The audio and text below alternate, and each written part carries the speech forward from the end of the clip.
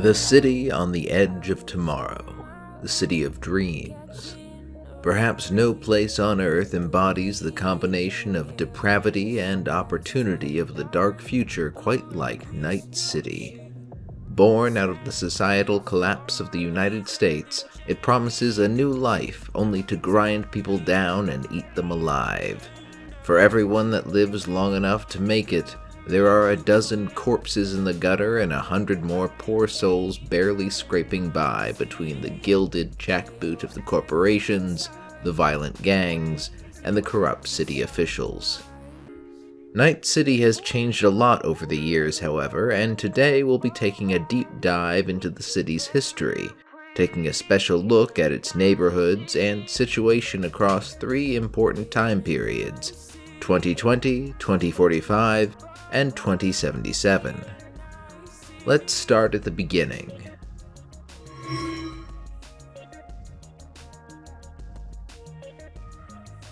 The City of Dreams began as the dream of one man, industrialist Richard Alex Knight.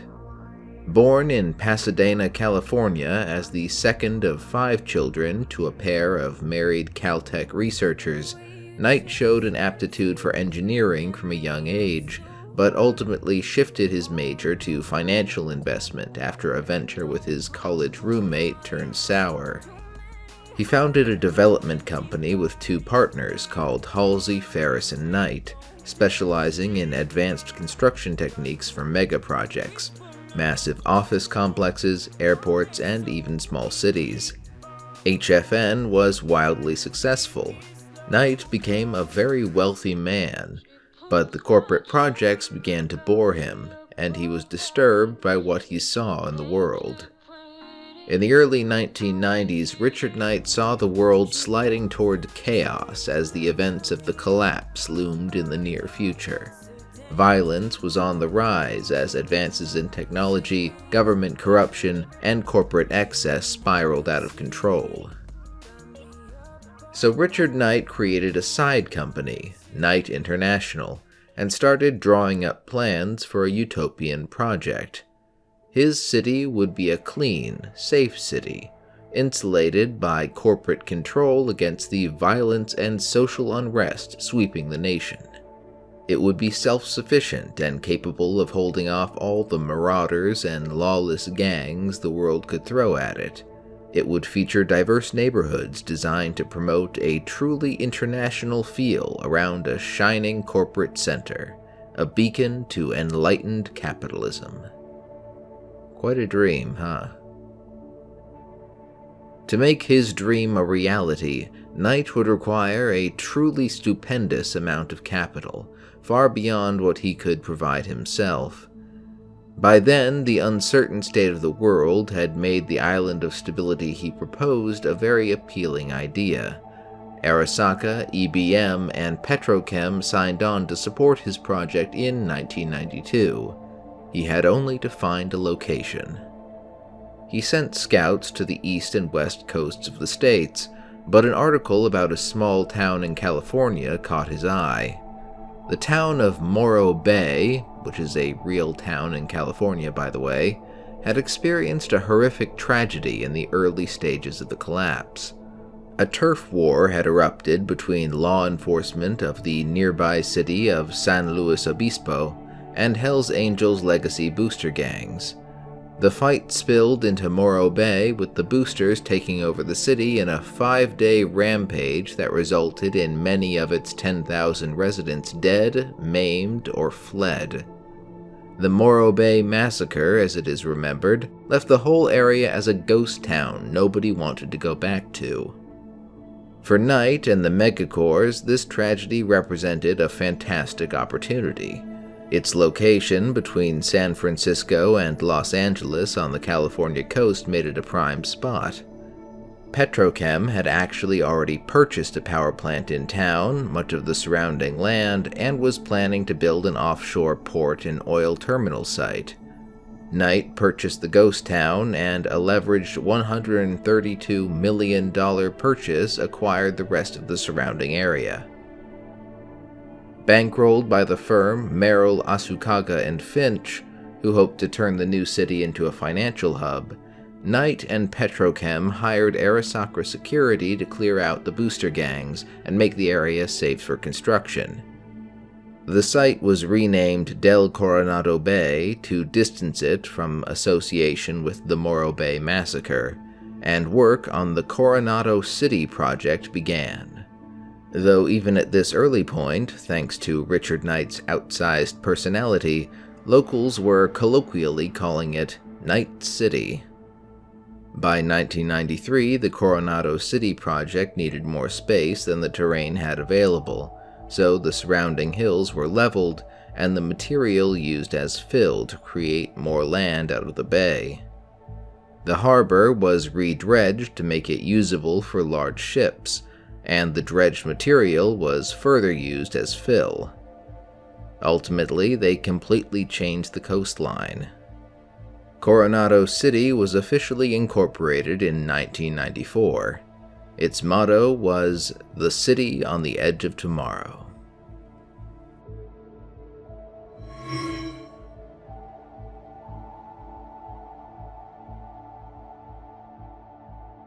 Construction truly began in 1994, and Richard Knight had big plans.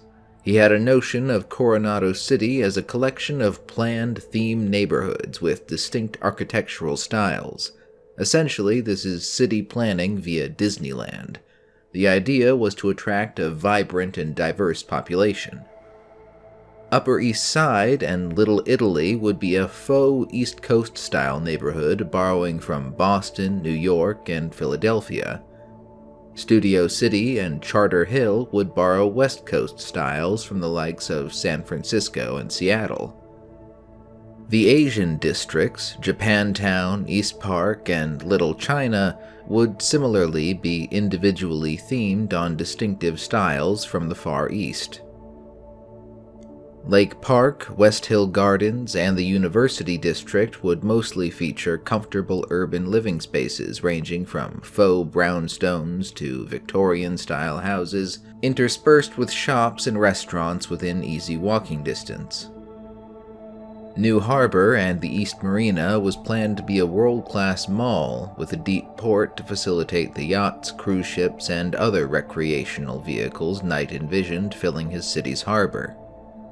The main industrial ports would be just to the north in the North Oak suburb and down in the South Night City suburb.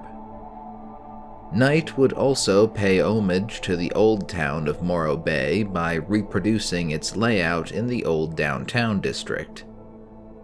The glittering jewel of the city would of course be the city center and the corporate center, the former being the nexus of the city government, and the latter being home to towering corporate citadels of the true powers of the city. It is here that Knight exercised his personal architectural skill in designing the skyscrapers at the city's heart. Moving outside of the carefully planned center, it gets a bit less glamorous. South Night City would be the city's main port and a large suburb. It's also where that oil terminal Petrochem was looking to build would ultimately be constructed. An international airport would also be built there. Construction proceeded even as the American economy nearly disintegrated and a widespread societal collapse occurred over the next few years, much as Knight had anticipated. But Knight started to gather enemies. From the beginning, major West Coast construction firms and unions had taken an interest in the project as a source of lucrative contracts. At the time, many of those interests were under the thumb of the mob, organized criminal organizations including the Mafia, Triads, Bratva, and Yakuza. They controlled the construction unions, the transport unions, and even government agencies responsible for construction licensing, environmental impact, and others. Even Knight's old associates, now called Halsey, Ferris, and Skiv, had accepted mob money after encountering their own financial troubles. The mob invested heavily in the project through shell corporations, banking on fantastic returns from construction contracts while getting a foot in the door for future gambling, prostitution, and drug peddling opportunities. The problem was that Knight's ambitions required the use of his own advanced construction techniques and materials, which excluded a good portion of the more conventional, established firms and unions. His further insistence, however unrealistic, that his city would be safe and free of crime also rubbed them the wrong way. For the first 4 years of construction, Knight received daily death threats. He ignored them until they escalated to sabotage and intimidation. Then he had his corporate allies address them. They did, but the mob never stopped, and eventually he defied them one too many times. On September 20th, 1998, Richard Knight was shot and killed in his penthouse suite. The perpetrator was never caught. In the wake of his death, the newly appointed city council renamed Coronado City after him. From then on, it would be known as Knight City. A year later, Richard's wife, Miriam Knight, restructured Knight International into the Knight Foundation, dedicated to realizing her husband's vision for the city. That vision was in more danger now than ever before.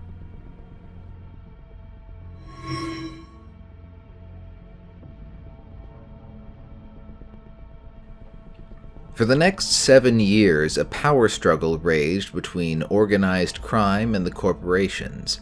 The corporations controlled the civic government and corporate center, while the mob gained control of almost all service-related businesses. Forced to bow to both mob and corporate interests, the city police department became wholly ineffective. Around this time, booster gangs sponsored by various mob and corporate factions started establishing themselves in the suburbs of Old Morro Bay, the one part of the city never developed in Richard Knight's urban planning. This quickly became a combat zone, a term for a portion of the city that had become so lawless and dangerous it had been effectively abandoned by the city government. Sadly, Knight City was not unique in this development, as the world was rocked by the collapse. I have a brief digression to explain what's going on in the rest of the country in this alternate timeline. The late 1990s saw a period of immense societal collapse brought about after a cataclysmic economic downturn. Many small cities and towns were totally ruined and abandoned, many of their residents taking to the road and adopting a nomadic lifestyle, forming large roaming clans. The ranks of the impoverished swelled, and martial law was declared after government infighting led to the assassination of the president. Elections would be suspended for years. Several states would declare themselves to be free states in the early 2000s, that is to say, states that were technically still part of the United States, but allowed almost complete autonomy, including optional compliance with federal laws. The federal government would get better control over the East Coast, but its reach weakened the further one went west. This general state of chaos and recent state separation likely contributed to nobody outside the local area caring that the Knight City project had largely descended into anarchy. By 2005, the mob had emerged on top and become the dominant force on the streets of Knight City. When it came down to it, the corporations were simply uninterested in the business of running a city, and the municipal government was too weak to do anything without their backing. The corporations established secure neighborhoods in the outlying Beavervilles, or middle to upper class suburbs, and the inner city descended into an anarchic hellscape. The following 4 years were the worst in the city's history to that point. The city government was filled with mob puppets, and even the corporations found themselves losing influence. While the mob bosses might have been good at organizing crime, they were distinctly less talented at running a city. The streets deteriorated into a war zone. They were flooded with crime, prostitution, drugs, and random violence reigned as the mob invited in the worst scum to emerge from the collapse. The mob factions ruled with an iron fist, killing anyone that opposed them. They finally got what they had wanted out of Knight and brought allies in on lucrative building contracts in exchange for a cut. Criminal enterprise flourished and gang activity spiked like never before or since. It was during this period that Night City experienced more murders annually than most cities did in 10 years. The unsolved murders documented by the NCPD numbered in the thousands. By 2009, Night City already had a reputation as one of the worst hellholes one could find themselves in, but that's also around the time the corporations finally decided they'd had enough. From 2009 to 2011, a period called the Mob War raged in Night City as corporate forces waged war with the mob. Make no mistake, the corporations were treating the mob like any rival corporation. The goals of the mob did not align with the corporate vision, so they would deal with them. Anarchy and chaos like this simply wasn't good for business. Since the mob didn't operate by the corporate rule set, they would deal with them directly and forcefully. Mob forces were hit by a wave of bombings, assassinations, and pitched battles in the streets. Arasaka-trained paramilitary units spearheaded the effort with full-blown assault vehicles and air support. The disorganized mob thugs were unprepared to take on this kind of militarized assault. By the end, the mob's power base in Night City was destroyed. The corporations placed a puppet mayor in power, and the newly elected city council, fearful of Night City's descent into anarchy, deputized corporate troops with full authority within city limits. The corporate and government centers were cleaned out of crime. The same was attempted in other neighborhoods with varying levels of success. Much of the city became at least marginally livable again. Draconian corporate policies made some problems worse, however. Notably, they charged residents with paying for the renovation of their own living spaces. Those who could not pay were evicted. This ultimately resulted in the homeless population swelling by hundreds so that corporate security could be housed in upgraded affordable housing. This only worsened the now chronic homelessness problem. This situation did improve as the streets became safer and fewer forces were stationed in the city.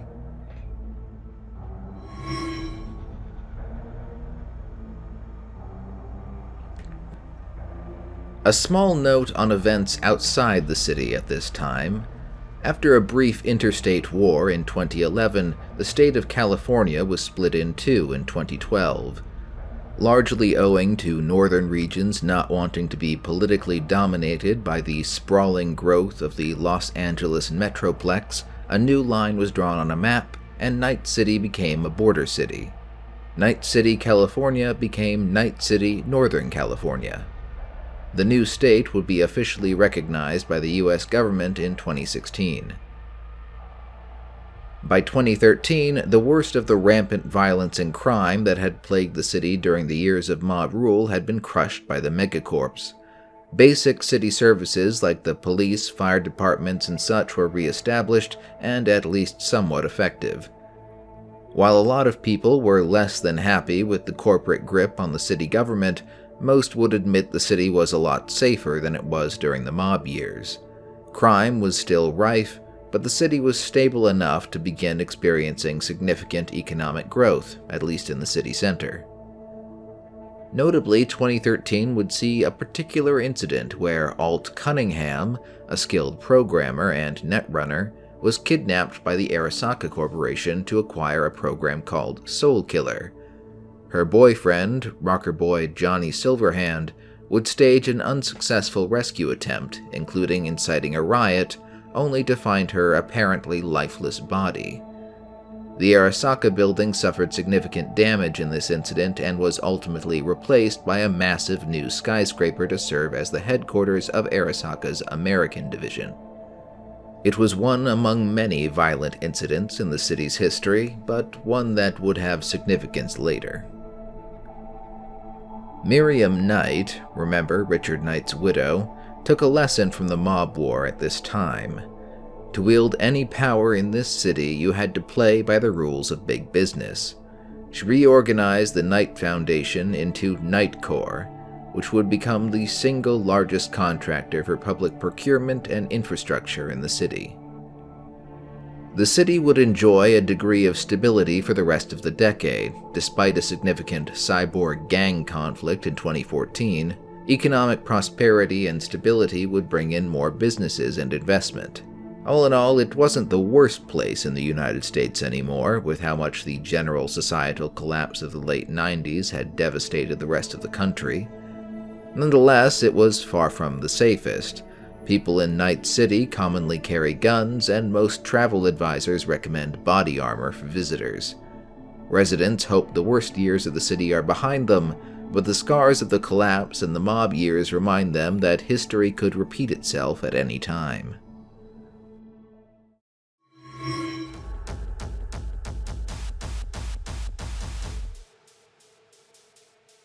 Now we'll be diving deep into the Night City of 2020.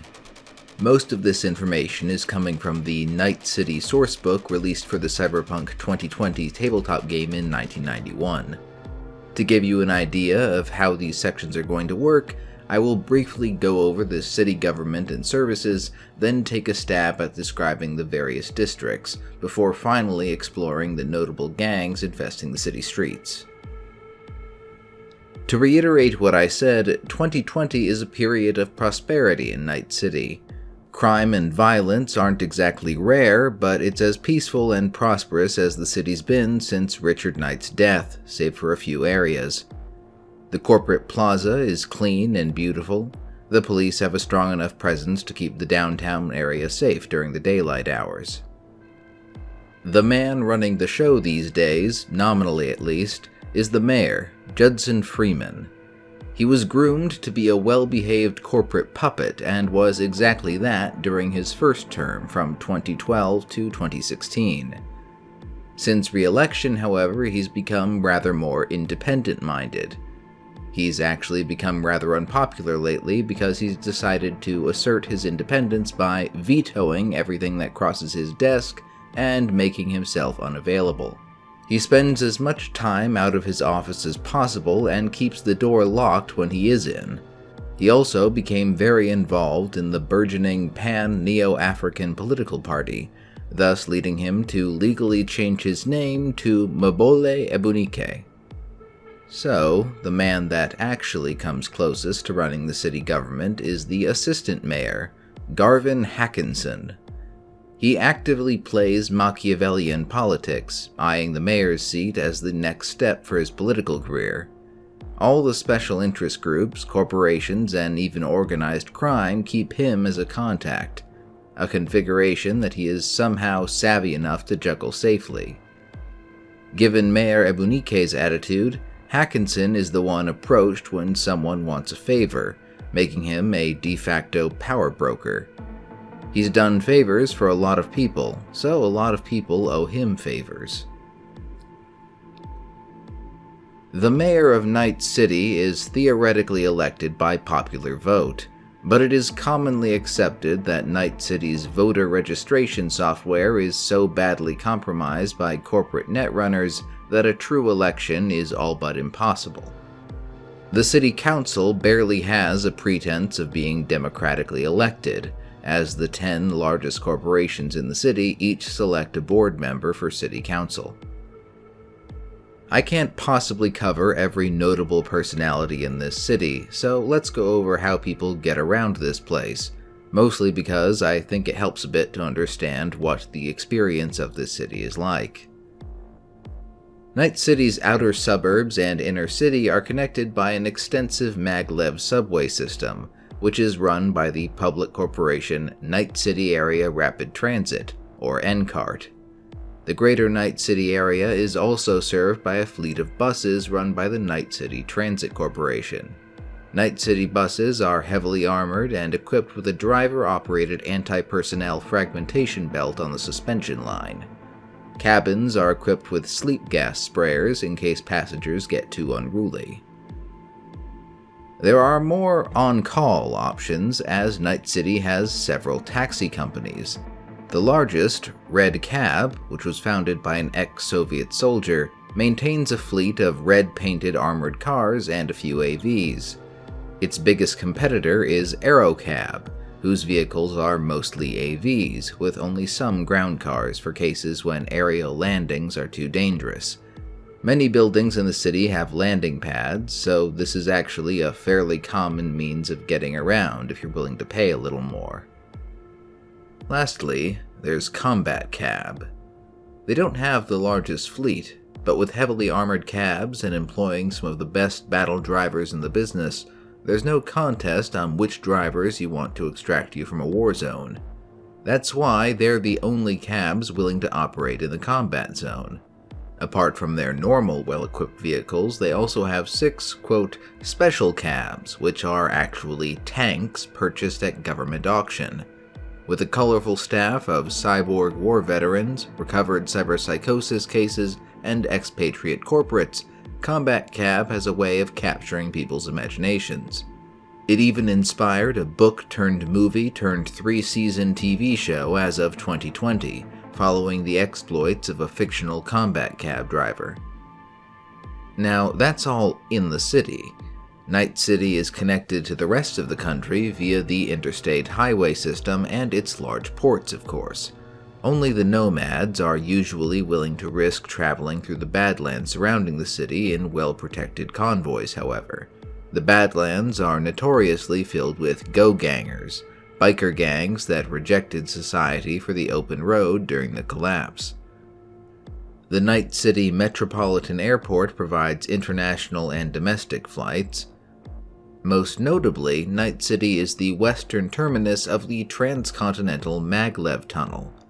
The early development of this tunnel was actually part of the reason Richard Knight was interested in the location in the first place. Through this maglev line, Night City is connected to Kansas City, St. Louis, Atlanta, and finally Washington, D.C. As for the rest of the city services of note, there are a number of public and private hospitals, in addition to various clinics. Ambulance services are contracted out to Trauma Team International and REO Meatwagon. Trauma Team offers more premium services and is most well known for how well-armed their response teams are, while Meatwagon is somewhat infamous for ambushing their arrivals mid-call in order to steal away their clients, living or dead. They also handle corpses, dealing in organ and cyberware harvesting as a side business. As for information services, city street corners are dotted with data terms, computer terminals that provide public information and communication features. They also provide net access points. I'll remind you here that this setting was created in the late 1980s and early 1990s. Though cell phones exist, the setting did not quite anticipate the ubiquity and extent of smartphone technology. So generally, people aren't carrying around personal devices that let them casually browse the net. The Night City Police Department, NCPD, is broadly similar to other major American metropolitan police departments. There's a patrol division and investigation division with more specialized subdivisions. There's also a net security division that works on net crimes, so unlike some police departments, they aren't entirely reliant on NetWatch for digital security and investigative services. I'm sure that isn't what you're waiting to hear about, though. NCPD has SWAT teams and a riot team, but in a world where violent combat-equipped cyborgs are a present danger, many police departments have a need for a specialized force. They have different names in different places.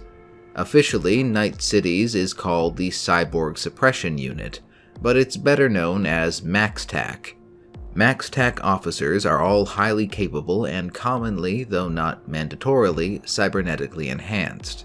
Sometimes they get called in for situations that are just too much for normal SWAT to handle, but their specialized task is neutralizing cyberpsychos, people that have gotten heavily enhanced with cybernetics and suffered a psychotic break due to the strain for various reasons. The current leader of MaxTac is a man named Ares. He was once a solo, a street mercenary of sorts, until 2010 when he suffered a cyberpsychosis episode that led to a well-publicized week of terror. 30 police officers and civilians were killed in the firefight that led to his capture. After much personality reconditioning and against significant public outcry, Ares was selected to lead MaxTac.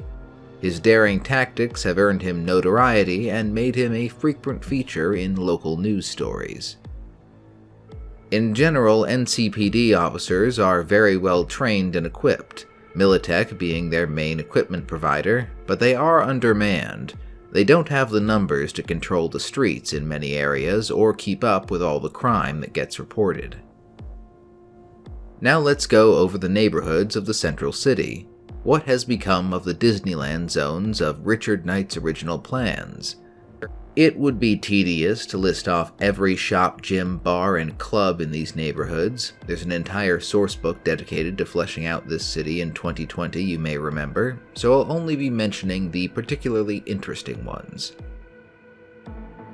Little Italy is one of those areas made up to look and feel like an old East Coast city neighborhood, with many small storefronts and backroom vice dens. This is where the mob still maintains some power base, quietly attempting to claw back some power without attracting the attention of the corporations. They also started recruiting outside their traditional Italian or Sicilian ethnic base in order to recover their numbers. The man to know in this part of town is a fixer-turned-mob manager named Bruce Skiv, also known simply as the Boss. Notably, he is presumably now involved in Richard Knight's old company, since instead of Halsey, Ferris, and Knight, it is now called Halsey, Ferris, and Skiv. Just to the east is Northside, an impoverished area home to many gang turf wars. Notably, it is home to the Holy Angels Church, a Roman Catholic parish. The most notable priest is Father Kevin, an Irish former mercenary who turned to the church late in life, having grown sick of wanton destruction and violence. Holy Angels is home to a soup kitchen and homeless shelter. The windows of the church are all barred, all the doors have steel cores with reinforced hinges, the exterior is covered with infrared and movement sensors, and the church staff are armed with tasers. They take the safety of the parish very seriously. Father Kevin has been known to go out to try and creatively convince wealthy families and corporations to donate to the church. He also has an exceptional record of mediating disputes for gang and corporate problems for anyone that will ask. Next is the city center, where you will find City Hall, the City Court, the Night City Museum, and the Municipal Library. As you might imagine, this is one of the safer areas of the city with a heavy police presence, though it still plays host to several significant gangs. This is the center of the city's bureaucracy, but much of the surrounding area still bears the marks of neglect from the years of mob control. At the top of one dilapidated tower turned cheap hotel is a particularly infamous club called Totentans, very popular with certain booster gangs. NCPD lets it stay open despite its proximity to City Hall for two reasons. First, they consider the number of gangers that get killed there to be a net positive, and second, they don't want to handle the anger of the disgruntled gangs if it closes. The Upper East Side was once a very safe neighborhood where workers in the central city lived. When those workers moved out to the suburban Beavervilles, new businesses catering to booster gang tastes moved in.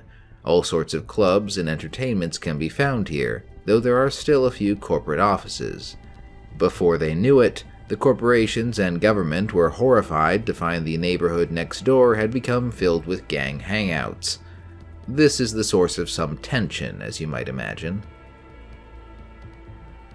Entering into a seedier area, the Upper Marina was once a place for luxury yachts and a sizable fishing fleets in the early 2000s.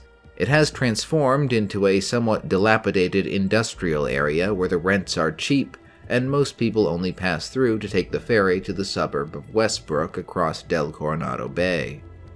There is still a yacht club there, used by some corpos and wannabes, though the docks of the area are only in a marginally usable state. Notably, this district is also home to the Harbor Master's office. Harbormaster Mahan Jones has effectively turned the Harbor Authority into a separate government with its own security force. The antipathy between him and City Hall is legendary, as Jones views the civil bureaucracy as irredeemably corrupted by corporations and the mob. He tolerates zero corruption in his own organization, and the harbor police are famously impossible to bribe. Their authority also extends to the East Marina, once home to most of the city's commerce and shipping. Since most of that activity moved south to the actual bay of Morro Bay, the area has become a hub for smugglers. It is also used as a base by pirates, small groups of nautical nomads that head out to harass the sea lanes in heavily armed high-power speedboats. Supposedly, one can find anything they might be looking for here if they pay the right price to the right person. Oh, and there's a Chinese toy importer on a pier that operates as a front for the Chinese intelligence service, so a lot of espionage goes on in that area as well. Moving to the nicer side of town, back south of Little Italy and just outside the corporate center, West Hill is the place you go to for expensive shopping and entertainment. You'll find an underground shopping mall, a spa, gardens sprawled out under executive apartments, a convention center, and the Night City University Fine Arts campus. That, in addition to various galleries and museums, makes this arguably the city's high culture center. Closer to the university to the south, you'll find a somewhat less upscale area catering to university students, artists, and small businesses. Warehouses in this area are often used as art studios and galleries. Now we move on to the shining center of true power in Night City, the corporate center. This carefully arranged collection of landscaped plazas and sculpted architecture, some of which bears the personal touch of Richard Knight, is the true locus of power in Night City. Some of the towers contain offices for various small businesses, residential complexes, and even consulates for foreign powers, but the skyscrapers of the corporate plaza contain the offices of Night City's most powerful corporations, the likes of Petrochem, Orbital Air, Microtech, Euro Business Machines, and of course the American headquarters of the Arasaka Corporation. Almost an extension of the corporate center, the banking block hosts the headquarters of various major banks, several more consulates and businesses, and a small Militech office pretty much directly in the shadow of Arasaka Tower. On the other side of the area, you'll find the City Technical College and a research hospital. There is also a federal building constructed before California became a free state in the early 2000s. It doesn't see much use these days and effectively acts as a consulate or embassy for the federal government. Nearby, a section of town called the Med Center hosts the city's largest concentration of medical facilities, in addition to the corporate headquarters of Trauma Team. It also contains the Municipal Criminal Justice Complex, the beating heart of Night City's justice system, and otherwise it has many hotels for business travelers. Notably, one of the bars in the area is a converted mortuary called the Afterlife, known primarily as a hangout for solos, augmented mercenaries for hire. Modeled by Night after the original township upon which Night City was built, Old Downtown has degenerated into a borderline slum in the shadow of a few corporate skyscrapers and the stadium nearby. Shootings are common, though the degradation has been less extreme around the Night City Medical Center, the most modern hospital on the West Coast. There is much fear of the decay spilling over into the neighboring Med Center area, so they invest heavily in security. Old Downtown is said to get particularly dangerous when the Night City football team plays a home game. The McCartney Stadium is one of two massive complexes dominating the new Harbor District. The stadium is actually equipped for football, basketball, and something called combat soccer. Separated from the stadium by a canal is the New Harbor Mallplex. The mall complex is massive, featuring not just shops, but residential and office complexes for the employees. It even has its own police and fire department, making it something of a mini arcology. Security is surprisingly tight and well equipped. Jumping back over to the other side of town, Night City University was intended to be the academic center of Knight's Model City, placed just across Lake Park to balance the corporate center. That part of his plan, at least, has mostly played out, in part because of the black-armored, well-equipped campus security, nicknamed the Mad Maxes by students. The area is largely free of violent gang problems thanks to them. Night City University has 15,000 students and is best known for its high-quality engineering curriculum. In the area, you'll also find various bars, small businesses, and housing catering to students. Lake Park is perhaps the only place in the city to find anything approaching nature. The park was officially dedicated to Richard Knight's memory after his death, and a bandstand bearing his name on a bronze plaque was built. The park is a relatively safe place to bring your kids during the day, but at night it's known to become exceptionally dangerous as the gangs and other deviants move in. On the east side of the park near Japantown, there is a garden that is a favorite spot for the young lovers of Night City, kept safe thanks to the patrols of a local guardian gang called the Golden Eagles. Moving east from the park, you hit the Asian districts of Japantown and Little China. Japantown is known as an entertainment district featuring kabuki troupes and other venues, as well as being the center of the Japanese community in Night City. As you might imagine, Arasaka is pretty well established in the area, and several businesses have Arasaka security contracts. The Yakuza also have a strong presence, led by an aging man named Hichiko Kanzaki, who positions himself as both an underworld power player and a pillar of the community protecting Japantown. He takes both roles very seriously. The Chinese district of Night City very clearly lacks the clout of the Japanese. Many small stores and shops of the area have been marked for demolition as developers encroach from the north. Fearful of being pushed into the combat zone immediately to the south, locals responded by making the place decidedly unsafe for developers to enter. Local street thugs sabotage equipment and terrorize workers. Recent investment from Southeast Asia has made it possible for locals to keep control of the area, however. Almost all of the local booster gangs are on the payroll of a businessman named David Ling Po. A Hong Kong immigrant, on the surface he's a pillar of the community, but he's actually the head of the Wang Fang Tong, the largest and most powerful Chinese criminal organization in the western United States. They control most of the gambling, prostitution, and loan sharking in most of Night City. The lawlessness of the area makes it a bit ironic that the most notable building in the district is the Night City Police Department headquarters.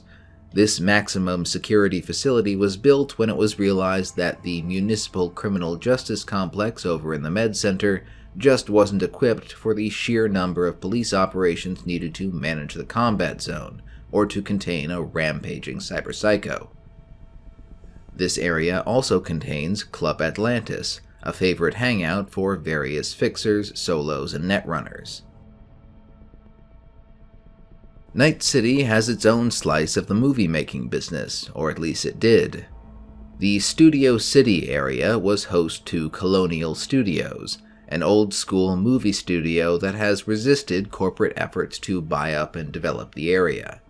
It had some success in the years after the collapse, but recent decline and a suspicious fire forced the owners to sell the facilities, though the studio is maintaining ownership of the land.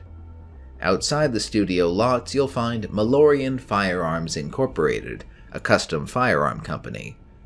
Distinctive firearms for distinctive people is their motto, and they've created customized weapons for such famous names as Morgan Blackhand and Johnny Silverhand. There's also a religious community in a nearby shopping center. A number of religious communities have created an odd co-op in the place.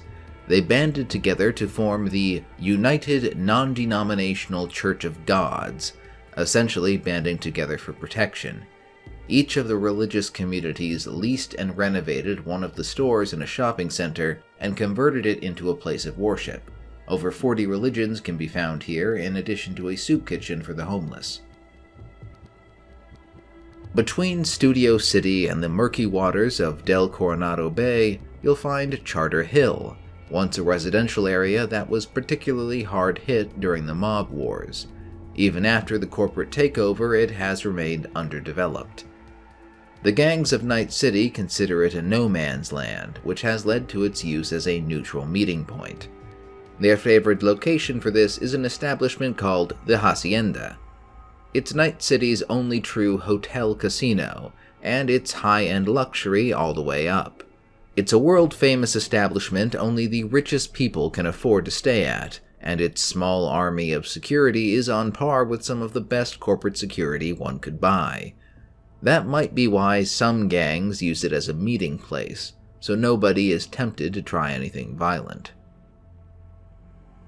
At last we come to the infamous Combat Zone. South of central Night City is a burned-out sprawl of residential tenements, abandoned factories, boarded-up offices, and trashed shopping malls. It has a veneer of calm during the day, but at night the city's most vicious residents come out to prowl. The Combat Zone is a playground for the most violent gangs in Night City, cyberpunks, and assorted deviants. NCPD isn't even willing to go into the area, and entire corporate security teams have been known to disappear in the zone. Trauma Team is the only professional force willing to attempt extraction, and only with their best firepower. There is some sort of hierarchy within the combat gangs of the area, and a group called the Blood Raisers is currently on top, though getting accurate information about the zone is difficult. The city data terminals don't even have maps of the area. Sadly, the Combat Zone is not a unique Night City phenomenon. Every American city in this age has one. What worries the leaders of Night City is that the zone seems to be expanding, with the degradation consuming more residential blocks each year. There have been talks of building a wall around the area, as was done in Detroit in the late 1990s, but nobody has taken the initiative yet. Alright, those are the colorful areas of central Night City, but we aren't quite done. No major metropolitan area is complete without a suburban sprawl, and Night City has 6 outlying areas of note. Starting with South Night City, home to the last oil refinery terminals in the area. This area is basically one big industrialized port with many miles of cheaply built housing built during the mob years. It's an extremely dangerous area where many gangs roam at night, and any locals you meet may just shoot first, assuming you're part of those gangs. The port areas generally have very tight security, however. Those famously incorruptible harbor police take their job seriously. Up in the northern hills overlooking Night City is a suburb that could best be described as a fortress, thanks to an Arasaka security contract, including several surface-to-air missile installations to keep out unwanted air traffic. All residents have special biometrically encoded ID cards they need to enter any location and get through security checkpoints. Upper echelon employees and executives from almost every corporation in Night City are represented here. It is incredibly expensive, as you might imagine, but many consider the security to be worth the price, which is why some corporations stash valuable at-risk employees there. Only one extraction attempt has ever occurred in Westbrook, and it ended with 3 destroyed AVs and 24 dead Militech soldiers. Supposedly, that was the start of the particularly vicious rivalry between the Night City branches of Militech and Arasaka. Down to the south of Night City, across Morro Bay, you'll find Pacifica, home to Playland by the Sea, a large amusement park. Pacifica is a popular tourist destination filled with attractive beachfronts and a massive archaeology complex built by foreign investors. It's a pretty safe and secure district, protected by a Militech security contract, if nowhere near as draconian as Westbrook. There's also a strange little residential community called the West Wind Estates about 2 miles inland that's known for its liberal, enlightened environment, local art festivals, bookstores, and community events. However, the leaders of this community imagine it as a haven of liberalism in a world of fascists, and have become increasingly paranoid about maintaining it to the point of dogmatism. They are known to send, quote, social counselors to police people that express the wrong ideas. Visitors are advised not to eat red meat or make any smart comments about Marxist political theory. Back to the north. North Oak is technically a separate, smaller city built around a US military base. The base was built there as part of the agreement between California and the federal government allowing California to become a free state. Most of the residents are tied to the base in some way, and all the businesses cater to the military. North Oak is essentially a federally owned city whose mayor is the base commander. The streets are patrolled by military police, and all crimes are prosecuted in a military court. That firing squads are on the table is probably part of why crime is so low. The harbor is home to several large Navy vessels, including a carrier, the John F. Kennedy. Then we have the ultimate suburban Beaverville, Rancho Coronado. This area is almost entirely tract housing interspersed with mini-malls, near identical 3-bedroom houses as far as the eyes can see. There are subdivisions where employees from all sorts of corporations live. The tenacious security forces, not to mention the 12-foot concrete barrier with electrified barbed wire atop that encircles most of the area, makes Rancho Coronado a very safe place to raise a family. Lastly, we have Haywood, also called the Haywood Industrial Zone, an area with a little bit of housing, a light shopping area, but mostly dominated by sprawling factories. These include an Arasaka Arms Assembly Plant, an EBM computer mainframe assembly facility, and a Biotechnica cloning research lab. Perhaps the most interesting may be the 200-acre Militech Armored Assault Group training and live fire range, used to test AVs and ground assault vehicles. It even has a small fake town in the center for practicing urban assault tactics. Okay, now that I've been rambling on about the city for quite a while, you've probably heard me say the word gang almost 24 times. So let's take a look at who some of these gangs are. There are dozens of gangs inhabiting Night City at this time, so these are just the notable ones. We'll start with a pretty small-time gang. The Black Queens are considered so inoffensive by the NCPD and other gangs that they are basically ignored. Their idea of a major crime is selling cheap drugs to a local businessman or having one of the lower-ranked members turn tricks for a bit. They're a small gang that hangs out at a bar called The Hole in the city center. Scattered as they are across the immediate area, they can be surprisingly good sources of information about what's going on, which both corporate police and the NCPD have taken advantage of in the past. They're squarely in the territory of another gang, the Sacred Blades. I'll get to them in a minute, but they don't consider the Black Queens to be worthy of notice. Moving on to the East Marina, we have the Wild Things.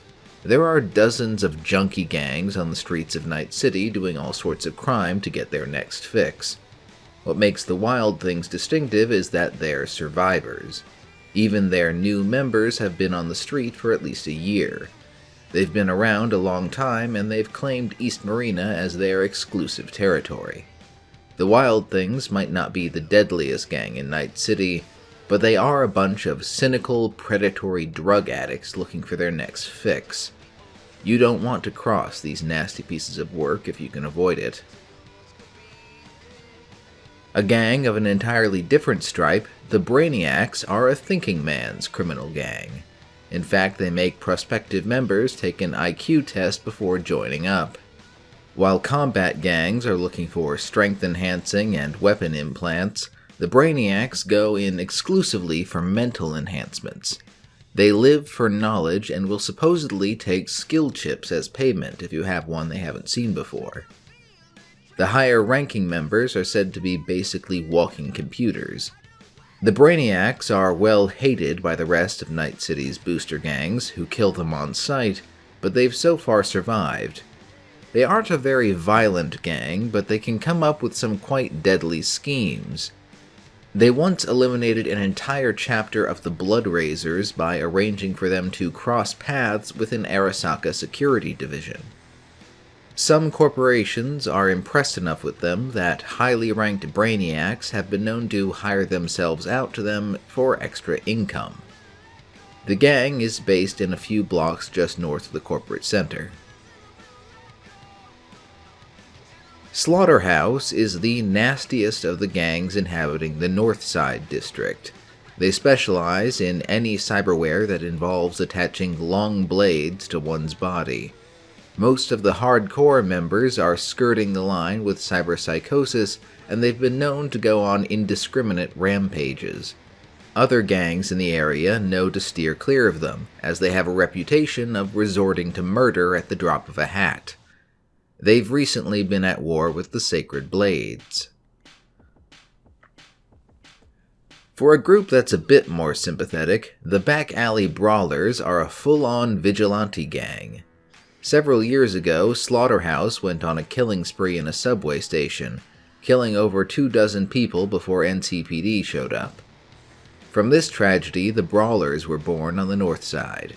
Patrolling the streets in their signature black berets, they're good-hearted street toughs, occasionally helped out by a retired solo, a well-armed local businessman, or local juvenile gangs.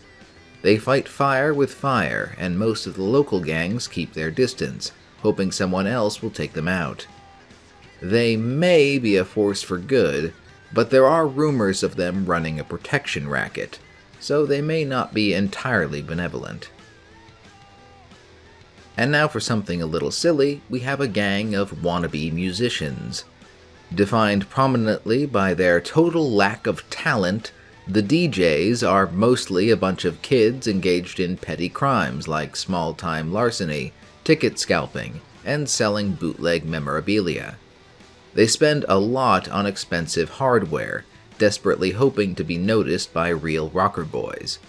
They got some of the female members into a party with Johnny Silverhand once, and that's as much as they've ever accomplished in that regard.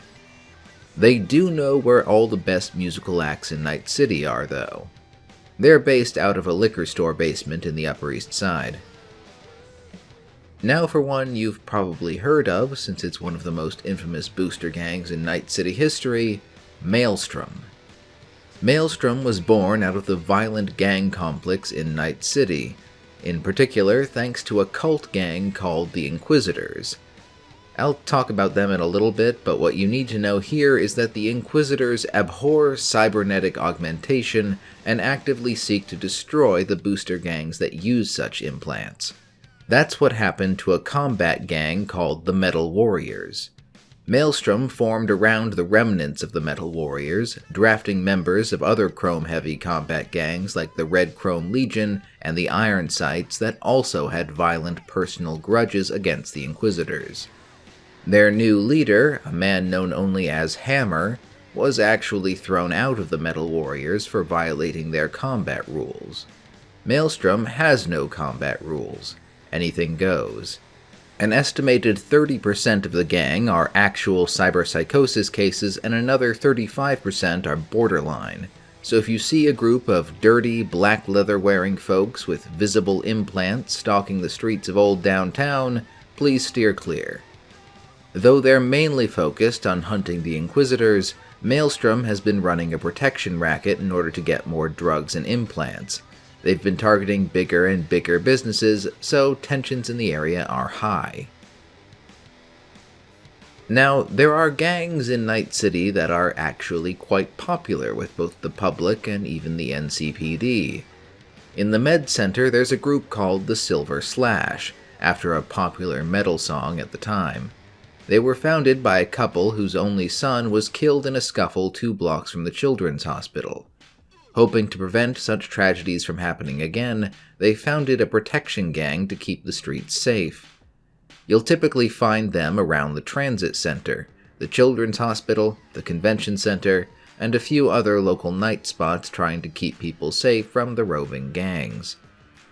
They're heavily subsidized by local businesses who want to keep the area safe without resorting to hired goon squads or Arasaka-style deadly security measures. Members are well organized and trained in martial arts, both for non-lethal and lethal applications if necessary. They get a lot of press. Now things get a little strange since we're going to talk about a gang of pranksters. They were dubbed the Philharmonic Vampires after a stunt where 5 members clad in tuxedos, capes, and vampire teeth flew up behind the Night City Symphony on wires one Halloween night. Since then, they've been known to climb corporate headquarters to put up giant signs, plant gardens in parked convertibles, and commit drive-by shootings with paintball guns and shaving cream launchers.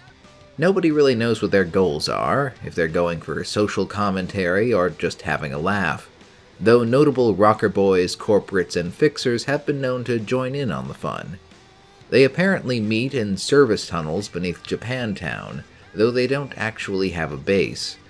They also have an unexplained hatred for street mimes, which puts them in conflict with the next gang on our list. The Juilliard are essentially a collection of street performers that have banded together for protection. As you might imagine, performing on the streets is not exactly a safe thing to start with, but especially in the Night City of 2020. Juilliard performers travel in armed pairs for safety, and will retaliate if any member is molested, even by other gangs. 15% of each member's take goes to the group, and the leaders organize a weekly sign-up system of who is allowed to use what spots when. Senior members get to choose their spots first and new members last. The Juilliard take great umbrage with non-members working in their town. You play a Night City street corner without their permission and you might find yourself a guitarist without fingers. They can be surprisingly brutal. Notably, they don't bother the DJs because they consider them too talentless to take seriously. The Juilliard are mostly based in the area between upper-class neighborhoods and the corporate center, where they keep the foot traffic areas safe for those most able to compensate them for their acts, and outside various performance halls. Occasionally, one of them will attract the right kind of attention and strike it big. Anything can happen, though they also tend to get harassed by the vampires and the bozos. More on them in a bit. One of the most notable combat gangs of the day are the Sacred Blades, a group that styles themselves on stereotypes about Native American cultures, though they are actually a pretty multi-ethnic group. The gang basically exists so young males can show off their physical prowess. They tolerate some female followers to do domestic chores, but there are no female members. Some of them have cyber weapons and guns, but they consider it dishonorable to use them outside of emergency, favoring Bowie knives and machetes. They engage in ritualistic scarring, use of hallucinogens, and mild self-torture to inure the body to pain. New members must prove themselves by publicly defeating a rival gang member with only their hands and a blade. Their favorite combat practice is counting coup, where they coat one hand in red paint and attempt to leave a red handprint on a rival gang member or NCPD officer without getting caught. While lacking any socially redeeming qualities, they're mostly interested in showing off while fighting other gangs, so they're generally viewed as less of a problem than other combat gangs. As they are based in the city center, members can frequently be found picking fights in the Totentans. Their territory overlaps with the Black Queens, but they don't consider the Queens to be a worthy challenge and ignore them. Currently, the Sacred Blades are engaged in a war with Slaughterhouse up in Northside. Moving on to the terrifyingly bizarre, the Bozos were a prankster gang when they first appeared 3 years ago. They operate in the area just north of the university and initially pulled annoying but largely harmless slapstick pranks on people while dressed as clowns. What made them notable was that they wore no makeup. The crazy red hair, chalk white skin, big red noses, and all of it. They had themselves surgically biosculpted to look that way. Their MO changed about a year ago when they got a new boss, known only as the Great Bozo. Rumor has it he was an Arasaka researcher that had a cyberpsychosis episode, and now he makes devices for the bozos. Now the killer clowns prey on people's worst fears.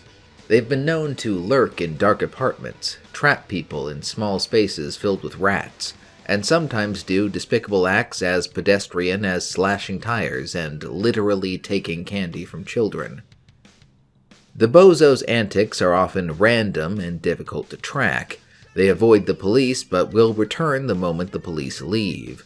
Occasionally, they will fixate on a single victim and prey upon them until they suffer a psychotic break.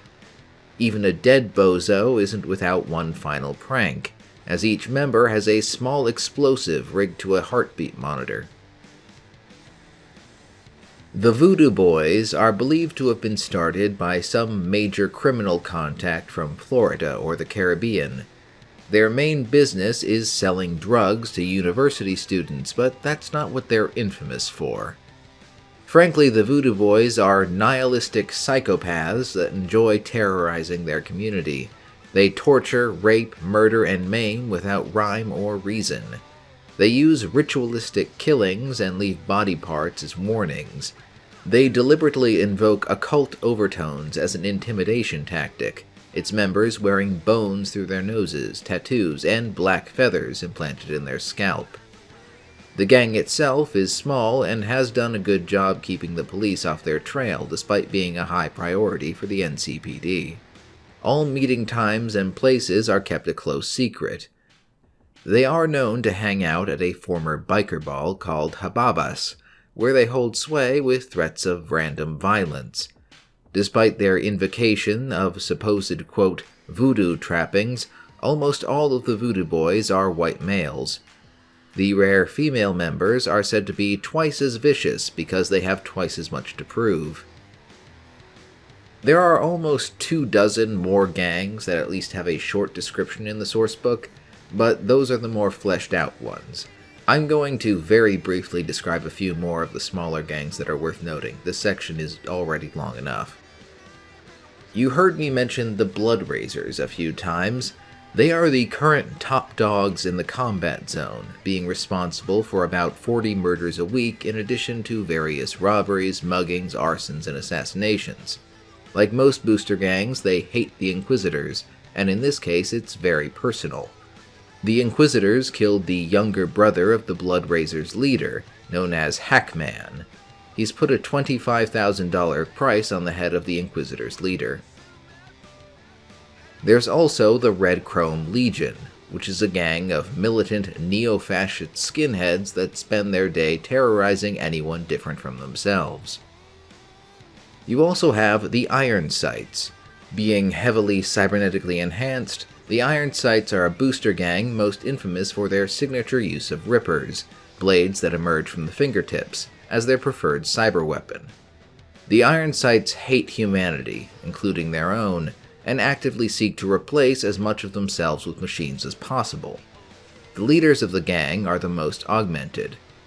The gang is funded and often does jobs for Arasaka. I mention these guys in the Red Chrome Legion mostly to remind you that Maelstrom recruits from these guys. Then of course there's the object of hate for every other gang in Night City, the Inquisitors. They believe that cybernetics are evil, though some of their members do have biological enhancements, and otherwise rely entirely on training. Nobody can find where these guys operate out of or where their leader is, just that they're willing to go to war with every other gang in the city.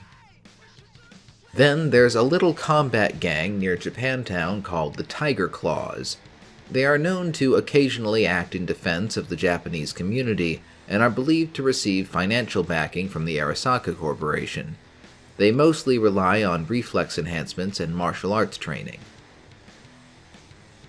Lastly, I want to touch on a few of the poser gangs.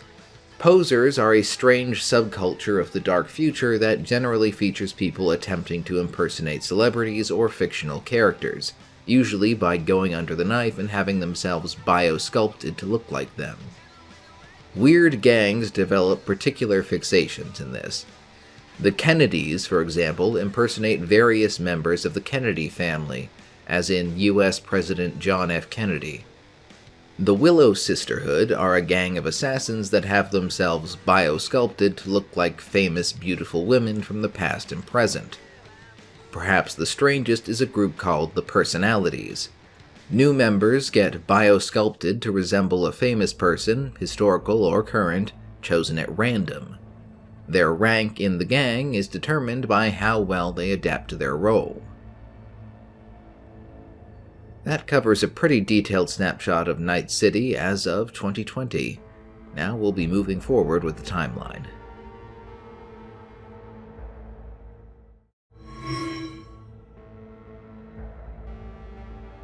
Now that I've hopefully given you a good idea of this time period in Night City, we can move forward with its history. To do that, we need to talk about the Fourth Corporate War. Now, I already have a dedicated video going over the Fourth Corporate War and its lead-up in quite a bit of detail. I'll put that in a card, as I won't be repeating that level of detail here. Besides, the early stage of the war didn't directly involve Night City. The gist is that it began when a German shipping and nautical technology company failed in 2021. Competing American and French companies attempted to acquire it, with one hiring Arasaka paramilitary forces to sabotage their rival, and the other hiring Militech for the same reason. As they attacked one another's assets, autonomous weapons were released to terrorize the sea lanes, creating severe disruption to international trade. Bioweapons were unleashed in several coastal cities, though thankfully not Night City, to disrupt supply chains. All of that was bad enough, but over time the focus of the fight began to shift to a confrontation between Arasaka and Militech. Both wanted to knock their longtime rivals out of business entirely, and their grudge escalated over time from covert operations to pitched battles that left entire cities in ruins. As international companies with interests and assets all over the world, they attacked each other wherever they could do damage. Night City was no exception. The United States was Militech's home turf as the military's #1 weapons system provider. Night City was home to Arasaka's American Division headquarters and Militech offices. Various neighborhoods and businesses in the city employed Arasaka or Militech security contracts, not to mention a Militech training facility in the suburbs. Naturally, it was the site of some vicious urban fighting, especially around the corporate center where both companies had offices. Even before the climax of the war, large sections of the once relatively safe central city were reduced to a war zone with tanks, drones, and kill squads in the streets. Both sides sent not only their paramilitary forces but also large numbers of recruited edge runners against one another. Large numbers of people were abandoning the city to avoid the crossfire, to at least get to the relative safety of Haywood or Pacifica. The city government would declare martial law under Arasaka's influence, though the NCPD would fare so poorly in this chaos that it basically disintegrated. Arasaka troops ruled the streets once again. Militech and many other corporations pulled out of the central city as Arasaka solidified its control. Even the outer areas wouldn't be completely safe, as in late 2022, Arasaka would launch an armored blitzkrieg attack on Militech's Haywood testing facility. It ended badly for them, as the Arasaka tanks happened to run into a field test for a new anti-tank missile system. By 2023, world governments would turn firmly against Militech and Arasaka. European governments nationalized both companies' assets within their borders. After attempting a coup in Japan, Arasaka was rebuked by the Japanese government, and many assets were nationalized within Japanese borders. In the United States, President Elizabeth Kress reactivated the reserve status of Militech CEO Donald Lundy, formerly a U.S. Marine Corps general, and threatened him with a court-martial. Militech forces started to stand down and cooperate with national governments. The U.S. military and Militech forcibly seized Arasaka facilities within their borders. The fight wasn't quite over yet, however. Arasaka's acting CEO, Ki Arasaka, eldest son of Saburo Arasaka, took refuge in Night City and flooded the area with Arasaka troops. The idea was to hold out long enough to force a settlement that could salvage some of Arasaka's power and influence. They had a bargaining chip, namely a database of uncorrupted data their netrunners had accumulated. To step back a moment, a large part of this conflict had been digital, with Arasaka using a deadly program called Soul Killer to destroy the minds of targets and create a copy of their consciousness for interrogation. Militech recruited Raish Bartmoss, probably the most brilliant and misanthropic netrunner in the world, to combat it. Arasaka was eventually able to track down Bartmoss and drop a rock on his apartment using an orbital artillery weapon, but that only created a bigger problem. The data crash, as it is remembered, was effectively a collection of Bartmoss's best digital weapons waiting on a timer to be released into the net if he were ever to die. He abused the access Militech gave him to embed his work in the framework of every net-connected computer used to reach cyberspace.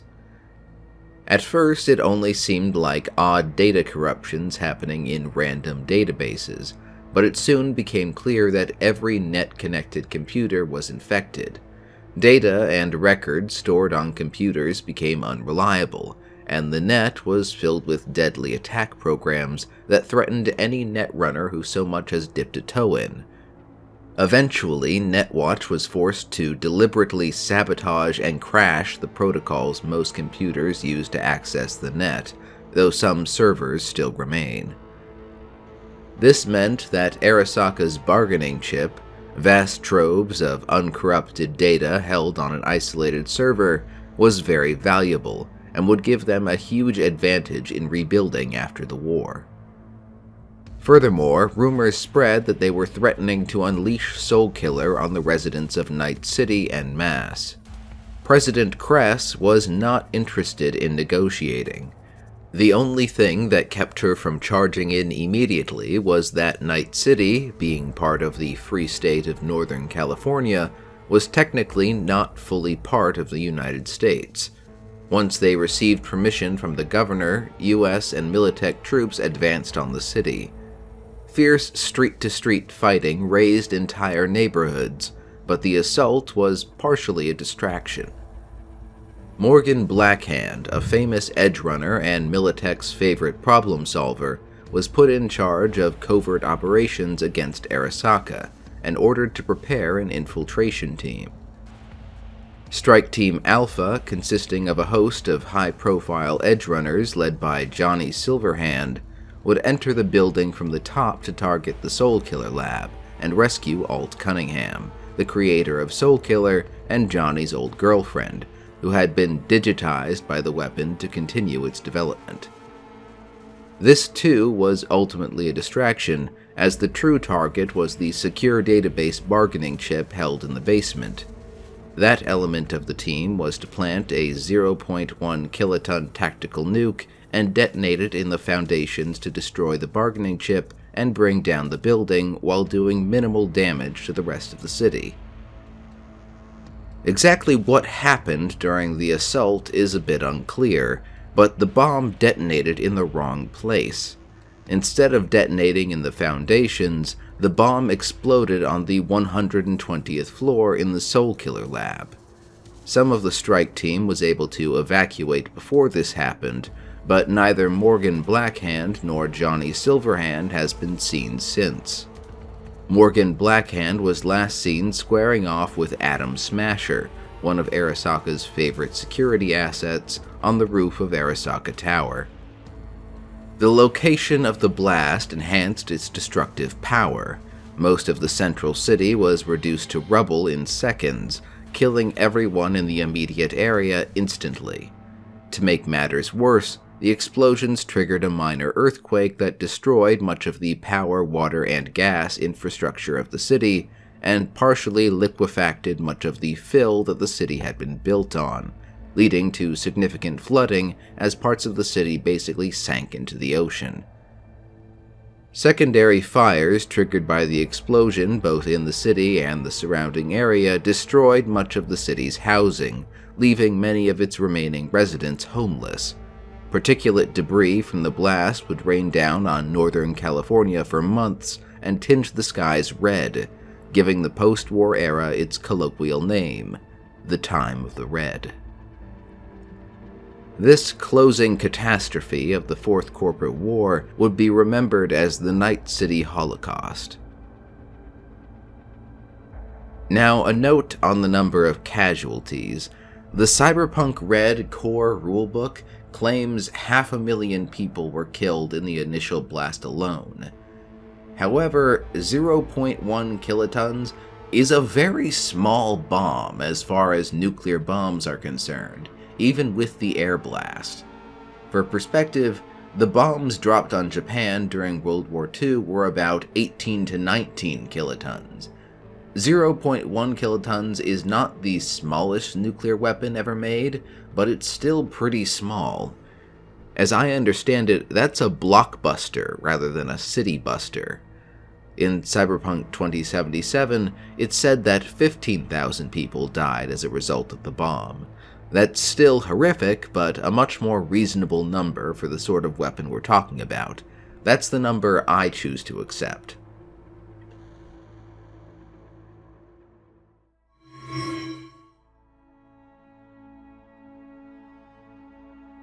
Recovery from the war would be a long road for Night City. Thankfully, the residual radiation from this sort of weapon was fairly minimal, but the central city was barely habitable, if at all, in the early days after the blast. Gas pipes, water mains, and electrical grids were shattered. The streets were filled with debris and wrecked cars. Even buildings that had not collapsed or been burned out were heavily damaged. The outer suburbs became overcrowded refugee camps as 2 million newly homeless residents fled what was left of the central city. Once middle-class suburbia became tent cities. Some moved further east into the neighboring towns and cities that had been abandoned during the collapse 20 years earlier. Oddly, a new sort of unity emerged among these people. Everyone was in survival mode, but neighborhoods banded together with a sense of purpose, even if it was grudgingly and there was little trust. In the aftermath of the catastrophe, President Kress seized control of the narrative. The public didn't know anything about the raid or that a Militech strike team had brought the bomb into their city. She used this knowledge as blackmail to further bring Militech under her control. To the public, she deployed all the propaganda resources of the American government to paint a picture of Arasaka as an evil foreign corporation run by a madman. They claimed that Arasaka had wantonly destroyed an American city as part of an area denial strategy to keep Militech from taking its American headquarters. Arasaka's charters to operate in the United States were revoked, and its board members were declared terrorists, their assets seized or driven offshore.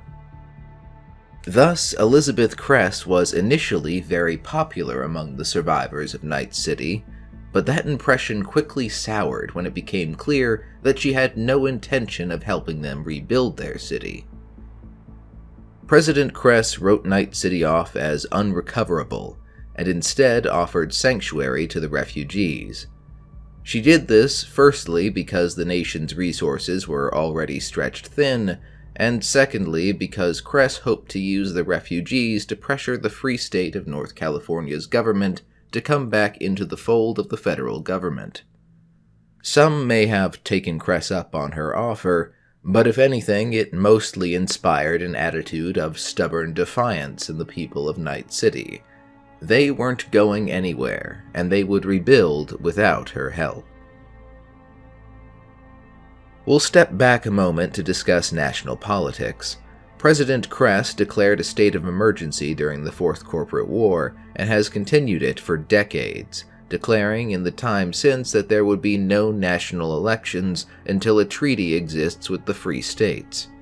Thus, President Cress would reign as a de facto dictator for the next 50 years. Meanwhile, several of the western Free States, including Northern California, as well as like-minded Canadian provinces, formed a mostly economic union called the Pacifica Confederation. Though playing host to several U.S. military bases, the Confederation provides a stable alternative to the new United States government. The Confederation has allowed Night City to survive as a largely independent city-state, serving as a free trade zone for the Confederation and a major entry point into the country for those that don't want to deal with the federal government. Like most world governments, the Confederation has taken a stronger stance against the excesses of megacorporations than most did in the pre-war era, but this is less true in Night City, where the municipal government would struggle to exert authority over the city for decades. Back to the reconstruction of Night City, initially this task was made even harder by the collapse of the net due to the data crash, but in 2030, Night City developed one of the first city nets, re-establishing network communications at least inside the city. Reconstruction was finally underway by 2035. What was left of the city government called in favors from outside resources. Much of the recovery was owed to the Aldecaldo nomad clan and their allies in the Stormtech Corporation. Stormtech had been responsible for a project to restore the city of Chicago after it had to be all but abandoned during the collapse, though the Fourth Corporate War undid most of that progress. Nonetheless, they were well equipped for the job and had a good working relationship with the Aldecaldos, who would provide transportation and a labor force. The first step of that process was to build temporary housing from shipping containers and later from Formicrete modules brought in by rail. Before even that could happen, they had to clear the area of rubble. Carting it off to a distant landfill wasn't an option, so local workforces used bulldozers and jury-rigged tanks from the war to push gigatons of debris into the bay. Much of it ended up being used as fill, and the bays were re-dredged for further fill, so the shape of the coastline changed once again. Night Corps offered generous rewards to anyone willing to help clear out the radioactive rubble at Ground Zero. Both the corporation and the city government claim casualties from this operation were minimal, but they've avoided giving any specific number. By the 2040s, the work was constant. Construction sites litter the inner city as old buildings were repaired and new ones spring up. In particular, they began construction of mega buildings, with the goal of quickly creating safe areas to house the vast homeless population still living in the tent cities. In the early 2040s, the truth about what happened that night 20 years earlier finally came out, in a series of exposés and a book about the Fourth Corporate War by independent journalist Trace Santiago. The big lie that Arasaka was completely to blame for the Night City Holocaust crumbled overnight. Many Night City citizens turned even more firmly against Militech and the US government. Some even began to view Arasaka favorably. Others still blamed Arasaka, reasoning that their headquarters was still the reason the war came to their doorstep in the first place. Opinions in Night City are sharply divided, and the events of 2023 are still the subject of countless conspiracy theories. Night City itself is still a chaotic place despite the reconstruction, certainly more so than in 2020. Civil authority is weak, violent gangs infest the southern half of the city like never before, the old city center is still a pile of radioactive rubble, and much of the population is still crammed into the overpacked suburbs. Violence, riots, and even the occasional plague doesn't surprise anyone around here. Nonetheless, the people have become fiercely independent in their desire to avoid being shackled to the new United States government and see their city rise from the ashes.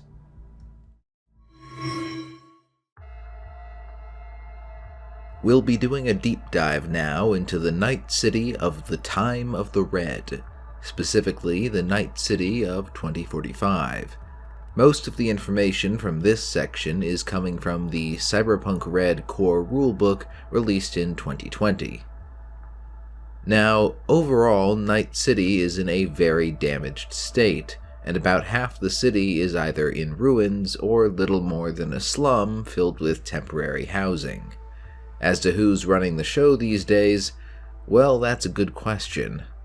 The old city government was in shambles after the war, and what's left has been too busy trying to put things back together to hold elections, apparently, so the mayor's seat is vacant.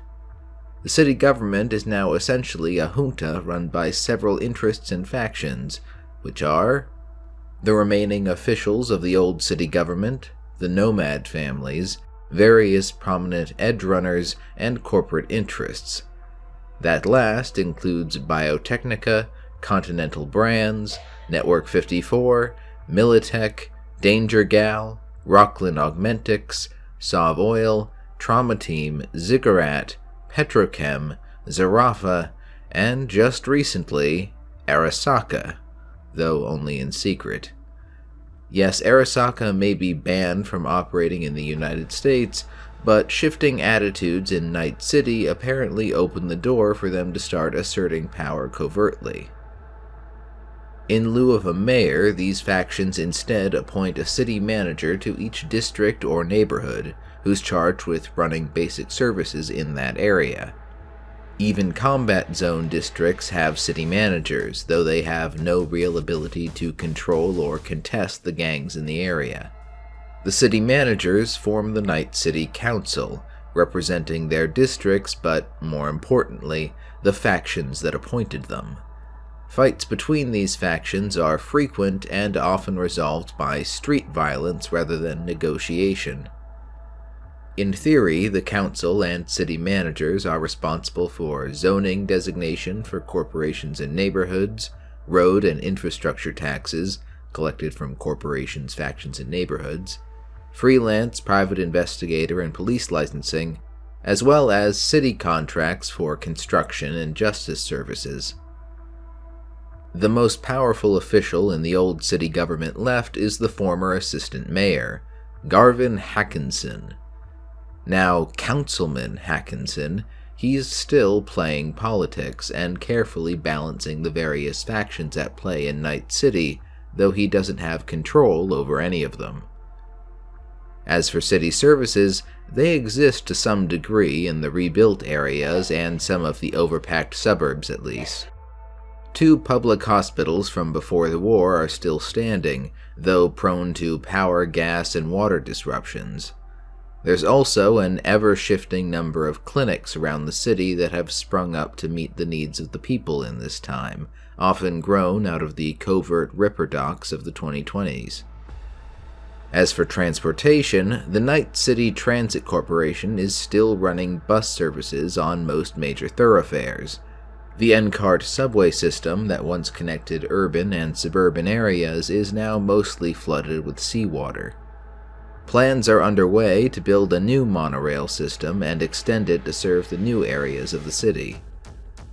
The transcontinental maglev tunnel that once connected Night City to the Midwest and East Coast of the nation is no longer operable. The only operable rail line is a newly constructed high-security connection from the Executive Zone to the Watson Development and Little Europe. The businessmen have to get to work after all. It isn't clear from the source material available how many or if any of the cab companies are still around, though Combat Cab is still apparently a popular franchise with a new show running, Combat Cab: The Next Generation.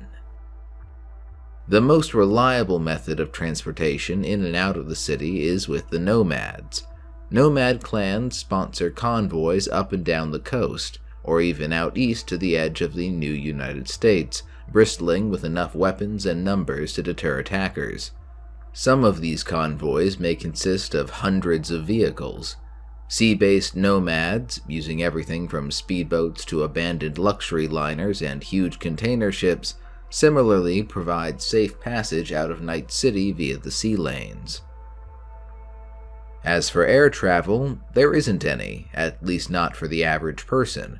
Most regular transit was severely disrupted during the war, and the Night City Metropolitan Airport never recovered. I actually think its former location might be in the middle of a combat zone now. The Nomads actually run a lot of aerozeps, essentially modernized cargo blimps, regionally and overseas, so there is that option. There are also apparently an assortment of ex-Eurospace Agency and High Rider pilots running their own suborbital scramjets. These so-called Delta Jocks are known to avoid legal entanglements and will move any cargo for the right price. Private flights and AVs are still an option for the very wealthy. There are currently plans to build an orbital spaceplane launch site and mass driver on Morro Rock just off the coast. Soon enough, Night City will have its own path to the stars. Now I have to talk about the current state of the net. The net as it was no longer exists. Netwatch is actively seeking out and destroying the remaining servers connected to it, and anyone that tries is risking attack by roving offensive programs capable of killing any netrunner they meet, and rogue artificial intelligences.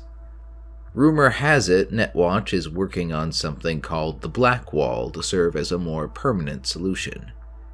In the meantime, what's replaced it is a series of highly secure private networks and air-gapped systems. The need to physically go to a place in order to jack into a closed system is a common gripe among netrunners of this era. The City Council commissioned the Ziggurat Corporation to build its CityNet in 2030, building off the old Dataterm network to provide a reliable system for transferring information and access to the data pool. The data pool is essentially a citywide public resource managed by the City Council for uploading and sharing content between residents. The CityNet doesn't allow easy contact between different cities, but Ziggurat has allowed cheap city-to-city communication via patched-together phone lines, free space optics, and even nomad couriers. This sort of long-distance communication generally takes the form of recorded voice, video, or text transmitted in hourly bursts. Direct, real-time communication is possible through communication satellites, but is much more expensive. Thus, this is a much more locally isolated era. The old data terms still exist, though only about 30% of them are operational. Most are operated by Ziggurat now, and they still fulfill their function as public access terminals. Now they connect to the city data pool instead of the old net. In some areas, these have been vandalized or modified by locals to require credits before use. However, individuals now have something like smartphones that allow them to freely access the CityNet and the data pool. They're called agents, and what makes them special is their self-adaptive AI. It isn't a true artificial intelligence, but it is capable of learning from the behavior of their owner and acts to help organize their life. Agents can be programmed with a simulated personality and even a holographic form to interact with. More expensive agents have more features. These machines were in development by the close of the Fourth Corporate War and became very popular since. I should say that not very much new hardware is being created at this time. A lot of things were looted from corporate warehouses after the war, and there are still places where you'll find pristine goods just sitting in storage from that time. These resources were put to use by those looking to rebuild the world and those looking to make a profit. Thanks to the data crash, the corporations don't even know what they're missing. As for the police, well, as I said, the NCPD essentially fell apart during the Fourth Corporate War as corporate troops turned the area into a war zone. It has been rebuilt somewhat, though they are even more undermanned and have even less control over the streets than they did in 2020. The only areas that can count on any level of reliable police presence are the partially rebuilt or rebuilding urban zones. The executive zone has corporate security, and the suburbs often have to rely on less formal types of local law enforcement for safety. The only time you're likely to see NCPD in the combat zone is when they drop in periodically and start slaughtering every gang member they see. They liken these operations to pruning back overgrown weeds. The sole exception to these territorial rules is MaxTac. Once the sole surviving element of the NCPD during the war, MaxTac now operates as an independent organization that contracts with neighborhoods, governments, and even some private individuals to tackle cyberpsychos, hostage situations, military-class weapons, and similar dangers to the public. The current commander of MaxTac is one Max Hammerman. He was a sergeant in the NCPD back in 2020. Now he's the famously incorruptible leader of one of, if not the most deadly groups in the city. By policy, MaxTac will drop in anywhere in the city in response to a cyberpsycho incident, or when they've been called in, and then do whatever it takes to end the danger. They've even been known to gun down security forces if they were too slow to put down their weapons. They don't hold prisoners themselves and will tend to hand arrestees to whatever security force or justice facility operates in the local area. As I said, the city outside the rebuilding areas generally have to find their own policing solutions. Sometimes local businesses will band together to hire a security service. One of the largest such providers in this era is Lazarus Security, which has emerged as a major private security company following the humbling of Arasaka and Militech after the war. Other areas might have an ad hoc police force composed of freelance edgerunners hired to patrol and keep the peace. The executive zone uses corporate security forces, as I said. Now let's discuss what the various districts of Night City are like at this time. Now, not only has the physical shape of the city changed, many districts have been renamed or redrawn, so they may not align perfectly with the old districts of 2020. These districts, new and old, are divided up into several groupings, which is how we'll be approaching them. First, there's the Hot Zone, ground zero for the explosion back in 2023. It comprises the Old City Center, Corporate Center, and Med Center. This area is still mostly rubble, and parts of it are still radioactive. You'll find few people here except scavengers and crews trying to remove the rubble, save for one place. Somewhat miraculously, on the northern edge of the Hot Zone, is a surviving building housing the Totentans.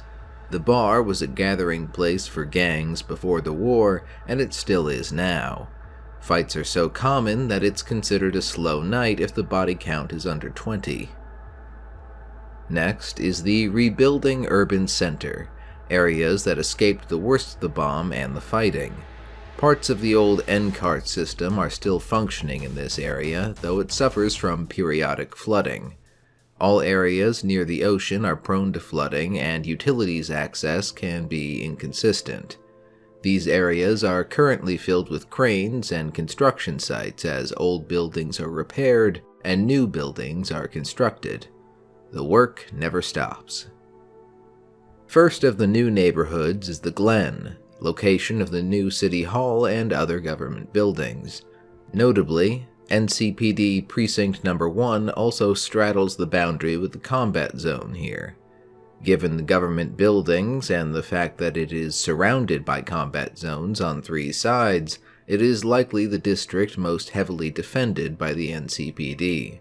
This is also where you'll find Club Atlantis, another venue that survived the war. To the northwest is Little Europe, filled with a mix of the old brick buildings of Richard Knight's Disneyland imaginings and new corporate skyscrapers. Once known as the last bastion of the mob, the most notable local institution in the area is the Holy Angels Church, another survivor of the war. Father Kevin is still running the place, providing sanctuary and aid to those who need it, mediation for those who ask for it, and a taste of his old solo skills for those who threaten his parish. You'll also find new corporate offices and a bar favored by techs and netrunners called Short Circuit. Up north, the city of North Oak no longer exists, but the NorCal military base still does. Demonstrating the increasingly close connection between Militech and the new United States government, this U.S. military base is mostly staffed by Militech soldiers and houses the Militech offices for the area. The base is well fortified and closed off from the rest of the city. Access to non-government personnel is restricted. Where North Oak used to be, you'll find the Watson development. Refugees flooded Old North Oak after the war, and the decision was made to incorporate the area into the city proper. It's in the process of being developed as a brand new district where mega buildings and arcologies are being built to house those still homeless from the war. Already holding a number of corporate offices, the plan is ultimately to develop Watson as a new corporate center of sorts. Additionally, as the old Japantown and Little China districts are now combat zones, much of the city's Asian population has migrated to a Watson neighborhood colloquially referred to as Kabuki. Lastly, there's a notable local leader in this area, a young and idealistic community organizer named Lucius Rhine. He's a small player now, but he has an important role to play in the city's history going forward. Moving on to Upper Marina, we have a genuinely bustling district that has actually been well maintained. The area is itself a mix of somewhat gentrified neighborhoods and the old industrial spaces. The old stadium is still there. It also has one of the city's last proper hospitals, the City Medical Center. The Afterlife Solo Bar is also still running here, near the edge of the hot zone, now having acquired a tradition of naming drinks after legendary deceased solos. On the opposite side of the hot zone is the University District, home to Night City's only university, and it is still operating despite everything. However, it has essentially become a heavily secured fortress in response to repeated attacks by booster gangs. Campus security is intense. Biotechnica has its campus on the edge of the university. Leaving the city proper, Pacifica was not apparently seriously impacted by the war. The Playland by the Sea amusement park is still operating, and the beachfront property is presumably as beautiful as ever. It's in a constant state of renovation, and the park is protected by corporate security. Lastly, we have not a district exactly, but Morro Rock, an island just off the coast. Being the most stable geographic feature in the area, Orbital Air was given the rights to develop the area as an orbital spaceplane launch and mass driver site. Currently, Morro Rock is one giant construction site, as it is in the process of becoming a major installation for transporting people and goods across the globe and into orbit. To the east of the city proper is a heavily guarded gated community carved into the open hills, reserved for high-ranking corporate executives and their families. It isn't only a residential area, as the high-end luxury homes are also within convenient distance of shopping and recreational facilities. This includes golf courses, private spas, and clubs. This area is very well defended by corporate security forces and connected to the rebuilding zones via a specially built secure train line. Now let's look at where the greater portion of Night City's population seemed to live in the time of the Red. After the war, the old suburbs of Night City, namely Rancho Coronado, Haywood, and even the former executive zone of Westbrook, were reduced to vast tent cities as residents fled the largely uninhabitable city center. The current overpacked suburbs were born out of these refugee camps. Quite a lot of temporary housing, from converted shipping containers to prefabricated units, have been erected since then, but these areas are still crowded, unregulated, and crime-ridden. The hope is to eventually alleviate these problems by moving people into the mega-buildings under construction, but that's still some time off. Haywood is the most overpacked of these areas, housing a large percentage of the city's population all on its own. Over time, a class divide has emerged as wealthier citizens gravitate closer to the city and the industrial zone in the north, leaving the south to poorer residents. The poorer residents have begun calling the area Santo Domingo. At the edge of Haywood, really the edge of Night City itself, there is a large encampment where the Aldecaldo's nomads run an expansive trade and transportation network. That's where you want to go if you want to hire a guide across the Badlands or arrange a delivery. Despite being essentially within Haywood, the Haywood Industrial Zone is now considered a separate district. It is the largest industrial zone in the city, filled with warehouses, factories, construction equipment, and even some derelict cargo ships. The offices of Zarafa, a Russian construction robotics company that rose to prominence in the post-war era, are in this area. Up north is New Westbrook. Back in 2020, Westbrook was what the executive zone is today, a highly secure, upscale area for the richest Night City residents. Now it is swamped by a large homeless population, both from the war as well as the recent gentrification of the rebuilding inner city. Some of the old glamour remains, as the expanded district also has a number of corporate campuses, but much of it is still tent cities. Lastly, there's the old Beaverville of Rancho Coronado.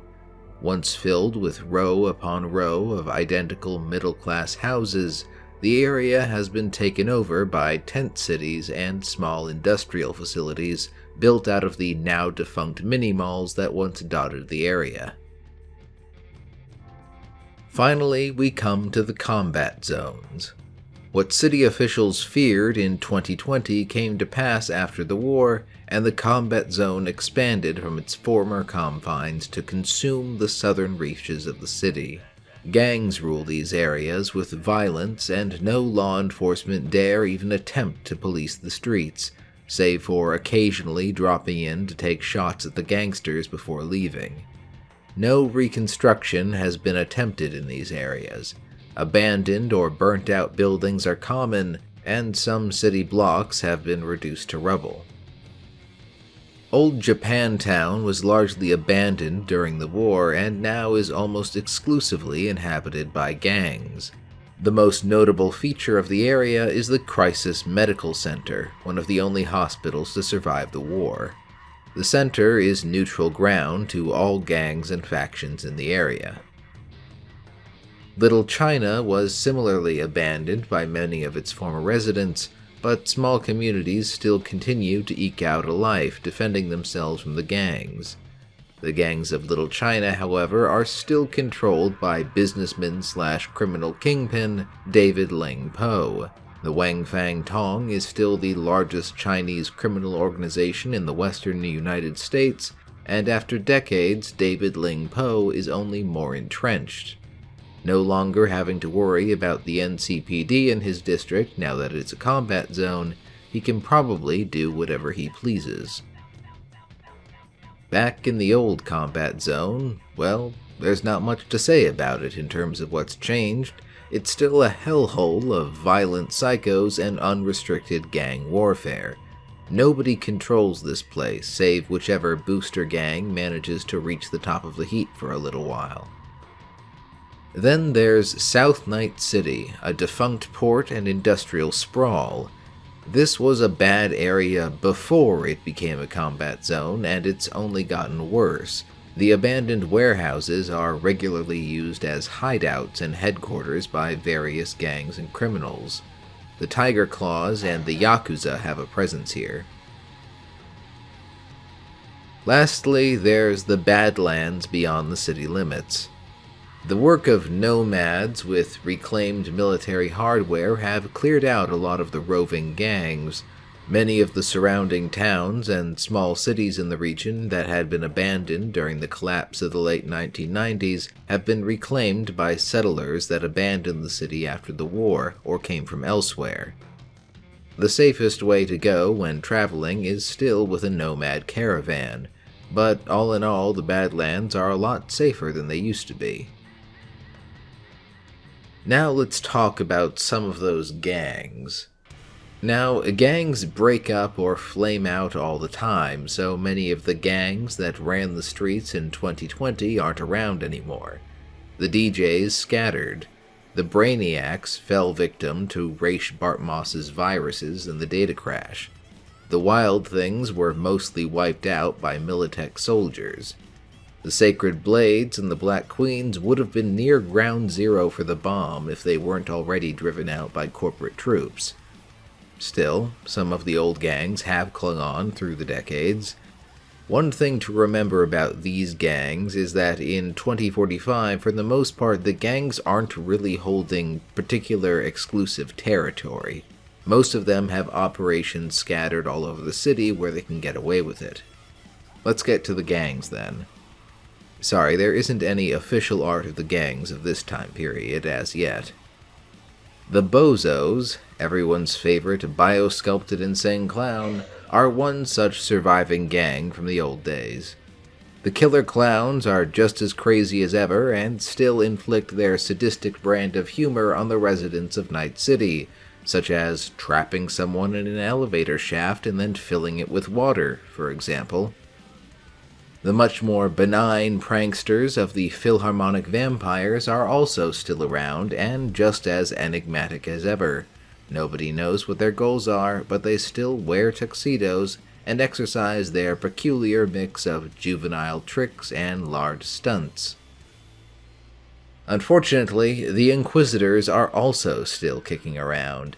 These cultish fanatics still hate cyberware and will save your soul by ripping it right out of your body. As then, it is the same now. The Inquisitors are at war with every booster gang in the city. Everyone hates them.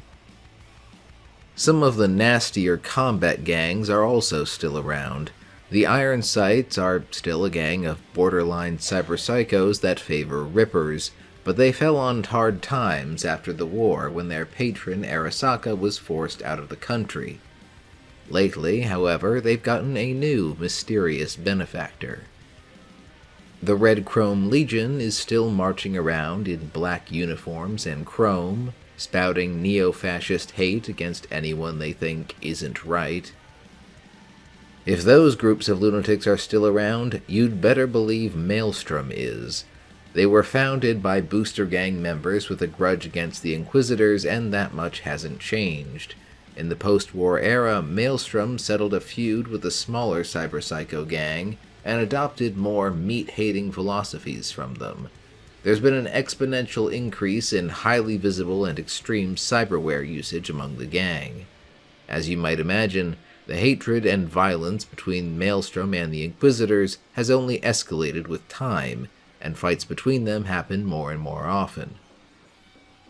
The Tiger Claws have also survived the time of the Red, despite losing the financial support of Arasaka. Known for fast motorbikes, enhanced reflexes, and martial arts, the Tiger Claws these days are a fierce protection gang for Night City's Asian population. They also helped rebuild some sections of Japantown. Then there's the Voodoo Boys. Essentially a bunch of sadistic drug dealers that adopted occult ritual trappings to terrorize people, things have been getting harder for them recently. As real Haitian refugees have made their way to the city following a worsening climate situation, they were offended by the Voodoo Boys. Now it's the voodoo boys that have been turning up maimed and mutilated by machetes. This is a developing situation. Those were the old gangs, now for some of the new ones. 6th Street was founded by veterans of the Fourth Corporate War. As they returned to their families and neighborhoods in Night City, they found a near-lawless wreck. So these veterans banded together to form 6th Street, a vigilante protector gang that offers protection in various neighborhoods throughout the city. They have a good relationship with Holy Angels Church, where they are welcomed as protectors. Lately, however, they have been forced to move into smuggling and extortion to fund their activities. And of course, there are still poser gangs. These days, there's a group called the Primetime Players. They're another protection gang that biosculpt themselves to resemble old sitcom characters and TV shows from previous eras.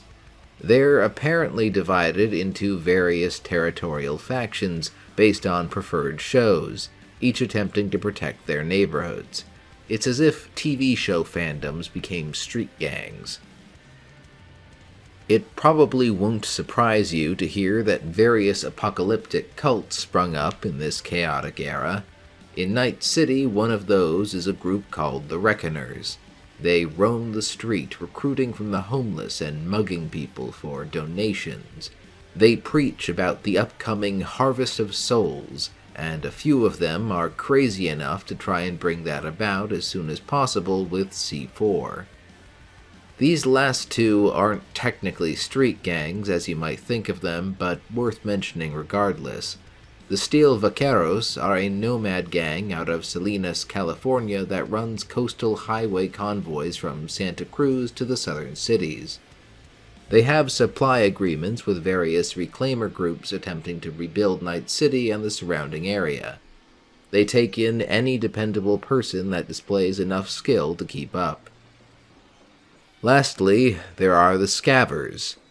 These are not a unified group so much as a general desperate population of homeless scavengers that sift through the debris of ruined city areas in search of technology and materials to sell.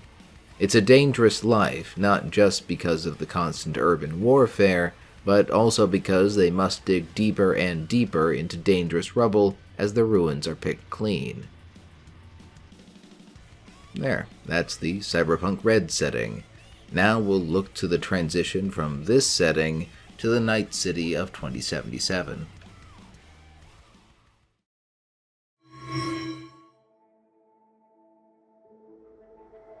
The time between the 2045 and 2077 settings is the least fleshed out in the Cyberpunk timeline. I can't find where I originally read this, but I'm under the understanding that this was a deliberate choice by the video game developers and the tabletop team so as to not impose major developments on what could be done in the 2045 setting. So most of what I have to say in this section is from the 2077 game. Players of 2077 might be interested to know that V has a canon birth year of 2049, so the 2045 version of Night City might not be too far off from what a street kid or corpo V might have experienced in at least their very early life. What we do know of this time is that the rebuilding process was largely successful. The mega buildings relieved overpopulation in the suburbs, and much of the population migrated back into the city proper. The city was able to reclaim the combat zone areas for the most part, and further alterations to the region's coastline were made. Districts and neighborhoods would be once again renamed and redrawn in this time, as the rebuilding process proceeded. The Night City government recovered and was finally able to assert its role as the central municipal authority. Orbital Air would finish construction of the Orbital Air Space Center on Morro Rock, making Night City an orbital transport hub. None of this would abolish the city's gang problems entirely, or the corruption of corporate excess that persisted to some degree even in the relatively anti-corporate post-war era. Nonetheless, the situation of the city became much more stable. Of the specifics we know, I can mention a few. There was apparently a large immigration from Asia in the late 2040s, mostly ethnic Chinese moving into the Watson development. In the 2050s, the last of the refugee camps and shantytowns in Westbrook were brutally cleared out by corporate security forces under the auspices of a War on Crime initiative. There were also a few city-wide crises that happened in this time period, namely recurring disease outbreaks in Night City. In 2051, a major outbreak of bird flu killed 7,000 people. A second outbreak in 2059 killed 10,000, while a third in 2061 killed 12,000. This led to the city adopting the Avian Extermination Act in 2063, which is why you don't see many birds in 2077. In 2062, Haiti had to be abandoned entirely after a series of vicious storms. A large population of refugees ended up settling in Night City's Pacifica district, where they were employed in the development of the area. Also in 2062, one of the reclaimed outlying towns, Laguna Bend, was forcefully evacuated so that a dam could be constructed. The area was turned into a reservoir serving Night City.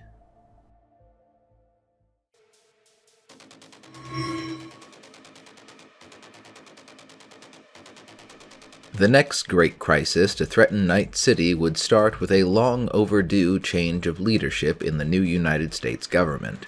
After almost half a century in power, President Elizabeth Kress stepped down. As president, she had worked to keep Militech closely tied to the federal government, and, as if to prove just how closely connected Militech and the government had become, her successor would be a former Militech CEO. Rosalind Myers had been Militech's CEO for almost a decade before she resigned, and was elected president of the new United States. She held much the same ideas about re-establishing federal power over the free states as her predecessor, and presented a program to accomplish just that shortly after entering office.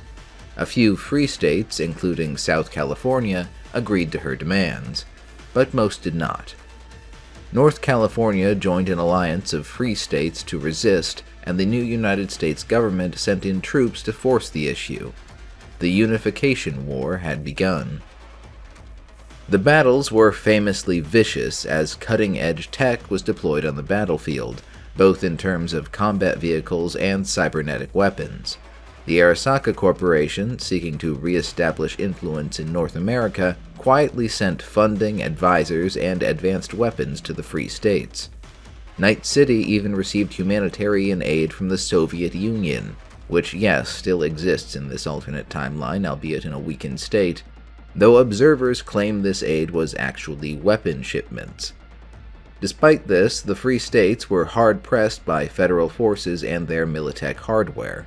By mid-2070, all of the belligerent free states, save for North California and Texas, were ultimately occupied by federal and nationalized Militech troops.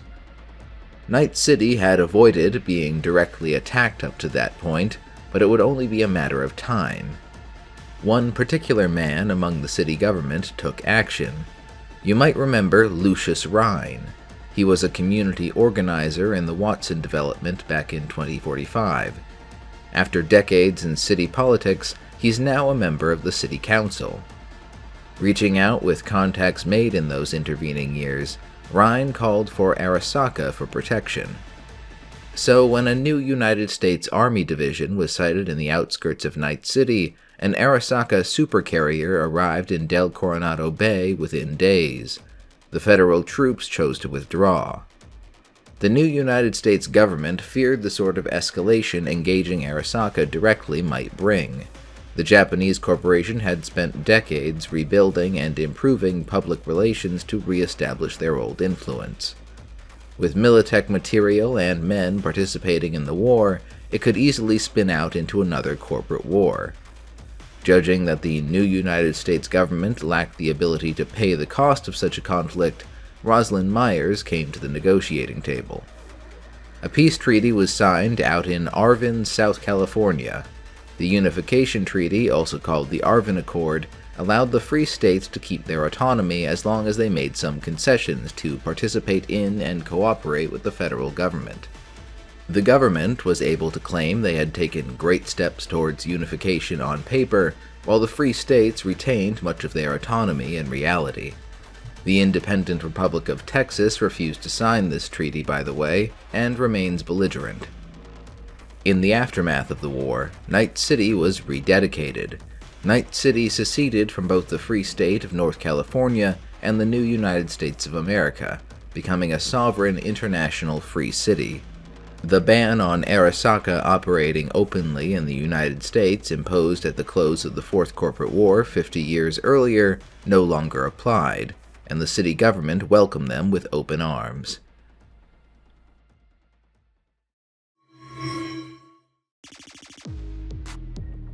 Freedom would come at a price. Corporate interests flooded into the city to take advantage of its status, chief among them, Arasaka. Arasaka quickly started buying up property and influence to establish themselves as the most powerful corporation in the city. Public opinion of Arasaka in Night City was high at first, and Lucius Rhine was elected to be the mayor.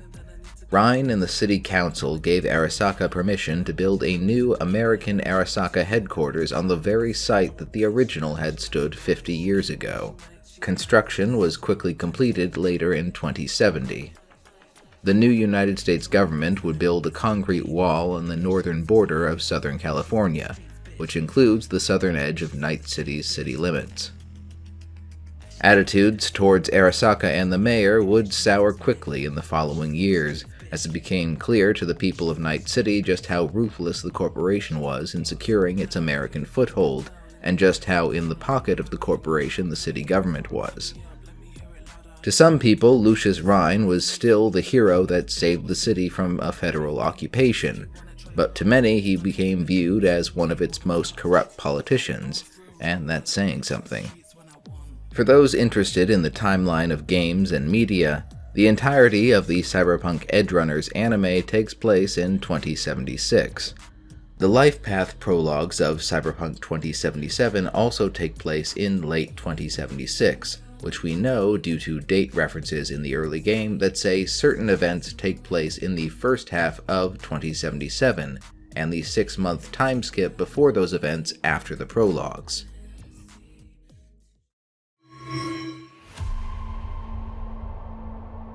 And that brings us to 2077, years into a new era of corporate domination in Night City, the likes of which haven't been seen in decades. Information for this iteration of the city comes both from the game Cyberpunk 2077 and the World of Cyberpunk 2077 lorebook. I will avoid spoilers for the game, save one piece of information that's really more of a background event and not connected to the main story. Now, there's less fine-grained information about certain things in this time compared to the incredible detail of the Night City Sourcebook or even the Cyberpunk Red core rulebook, but there is still quite a lot to talk about. Starting with the city government, the government has regained control of the city since the time of the Red, but corporate influence in government is at its highest since 2020. Mayor Lucius Rhine was firmly in the pocket of the Arasaka Corporation. 2077 was an election year, but the process was thrown into a bit of chaos by the sudden death of Mayor Rhine. That's the background detail I mentioned as a slight spoiler, but it really isn't a spoiler for any quests unto itself. Rhine's death left his deputy mayor, a man named Weldon Holt, often called Rhine's Bulldog, as acting mayor. Holt also chose to stand for election in Rhine's stead as well. The challenger is Night City Council member Jefferson Peralez. Once a Haywood kid from poverty that received a Night Corps scholarship to study law, Peralez positions himself as an anti-establishment candidate that opposes corporate control of city government. He's pulled ahead of Holt in the polls, as the latter is generally viewed as a corporate stooge under Arasaka's thumb. Moving on to the city itself, the infrastructure has completely recovered from the war. Flooding and power failures aren't much of an issue. As far as transportation, the old N-cart system has been rebuilt as an above-ground raised rail network that connects various areas of the city.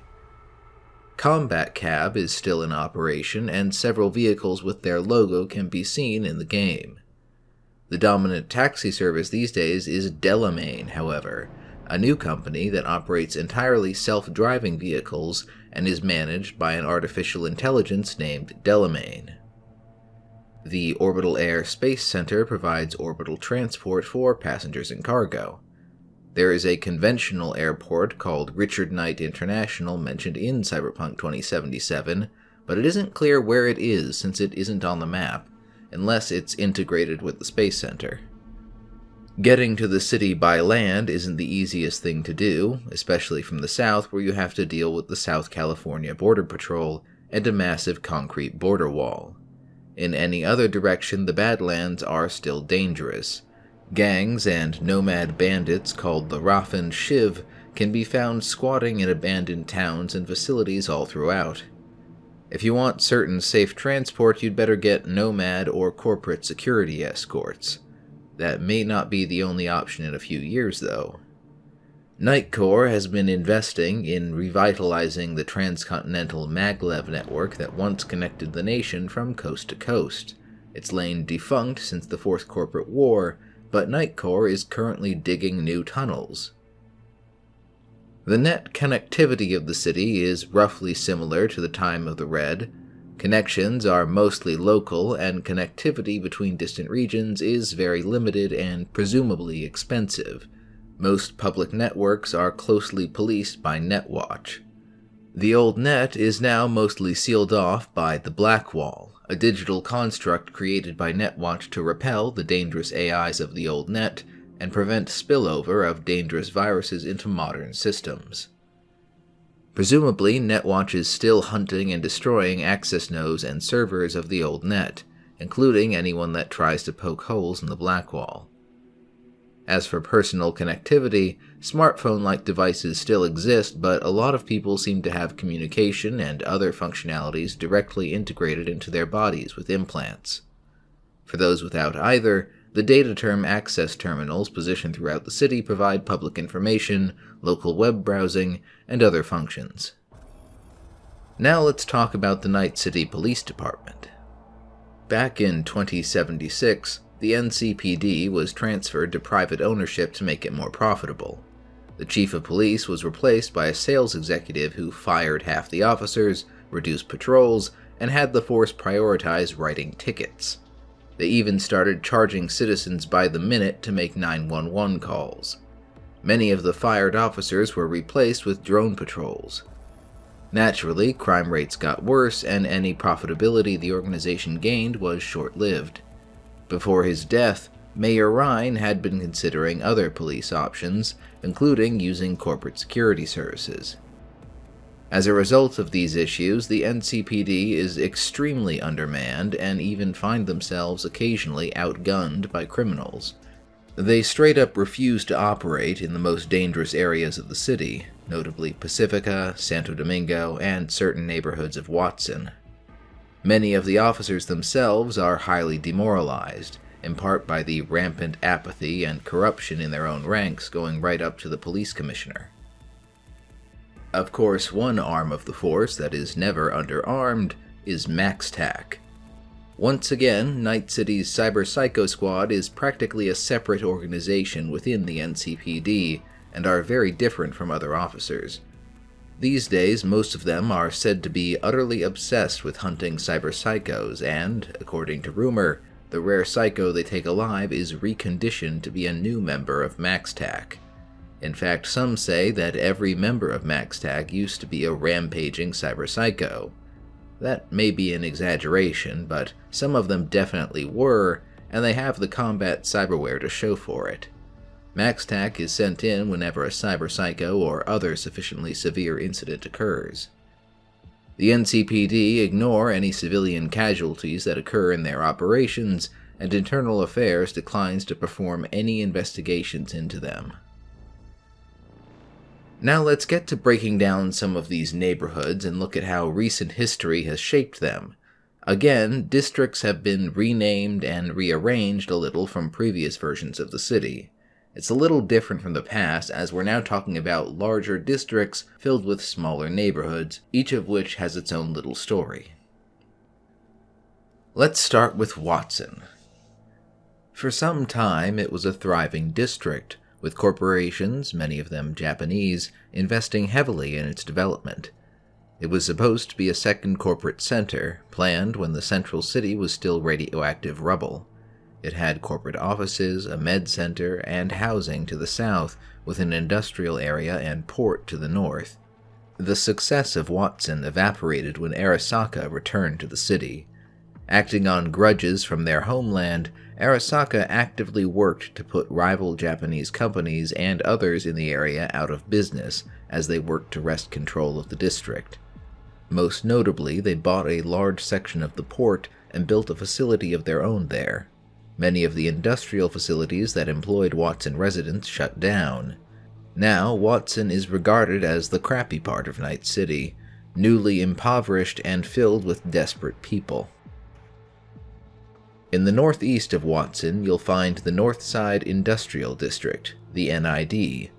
It's mostly abandoned these days due to earthquake damage and failed investments. The old industrial complexes are commonly used as gang hideouts. The few people that live here are mostly corporate employees exiled to dead-end jobs running the area's few remaining factories. The bar Totentanz, a major gang hangout in the central city for decades, has relocated to an abandoned hotel in this area. To the west is what people now call the Arasaka waterfront. The corporation's facilities here are an important link for their local supply chains, shipments sorted by robots and sent to other facilities. It's walled off from the rest of Watson to keep the gangs, scavengers, and anyone too nosy for their own good at bay. Anyone that approaches the gate without authorization is likely to be filled with bullets. You'll also find a luxurious hotel not far away, though. Konpeki Plaza is a global hotel chain with close ties to Arasaka, who handles their security. Just to the south is the remnant of Watson's corporate district and most of its residential area. Several mega-buildings originally constructed to house the city's massive homeless population are also in this area. Around the late 2040s, a flood of Asian, mostly Chinese, immigrants moved into the area, hence the neighborhood being called Little China. These days, it's one of the poorer parts of the city, with a mix of legal and illegal businesses. Expensive condos left over from the area's heyday sit right next to densely packed apartment blocks and cheap clubs. And that's Watson. One thing to note, this is where you'll find the Afterlife Solo Bar these days. It changed venues as the old club was down near the city center, but they still found an old morgue to convert. Apparently, there just wasn't room for an edgerunner bar in the wealthy's plans for the central city. The poorest neighborhood in Watson, and possibly the whole city outside of Pacifica, is Kabuki. As one of the main districts of the city's Japanese population since the time of the Red, Kabuki benefited greatly from the investment of Japanese corporations during the Reconstruction years. However, that meant the neighborhood was gutted when Arasaka returned and wiped out their competitors. Small Chinese businesses moved into the void, seen in many of the area's current stylings. It's also become the heart of the city's black market, where you'll find illicit goods and cyberware of all kinds. Some of the latter come from brutal scavenger operations, and a few of those also trade in organ harvesting. The narrow streets and alleys of Kabuki are not a place to venture late at night. We move southeast to Westbrook. This place has changed dramatically over the years. Back in the time of the Red, the formerly exclusive district was overrun by refugee camps that competed with the combat zones at times for crime rates and violence. Since then, the area has been entirely reinvigorated. The homeless that didn't move into the new mega-building constructions were relocated by corporate security forces.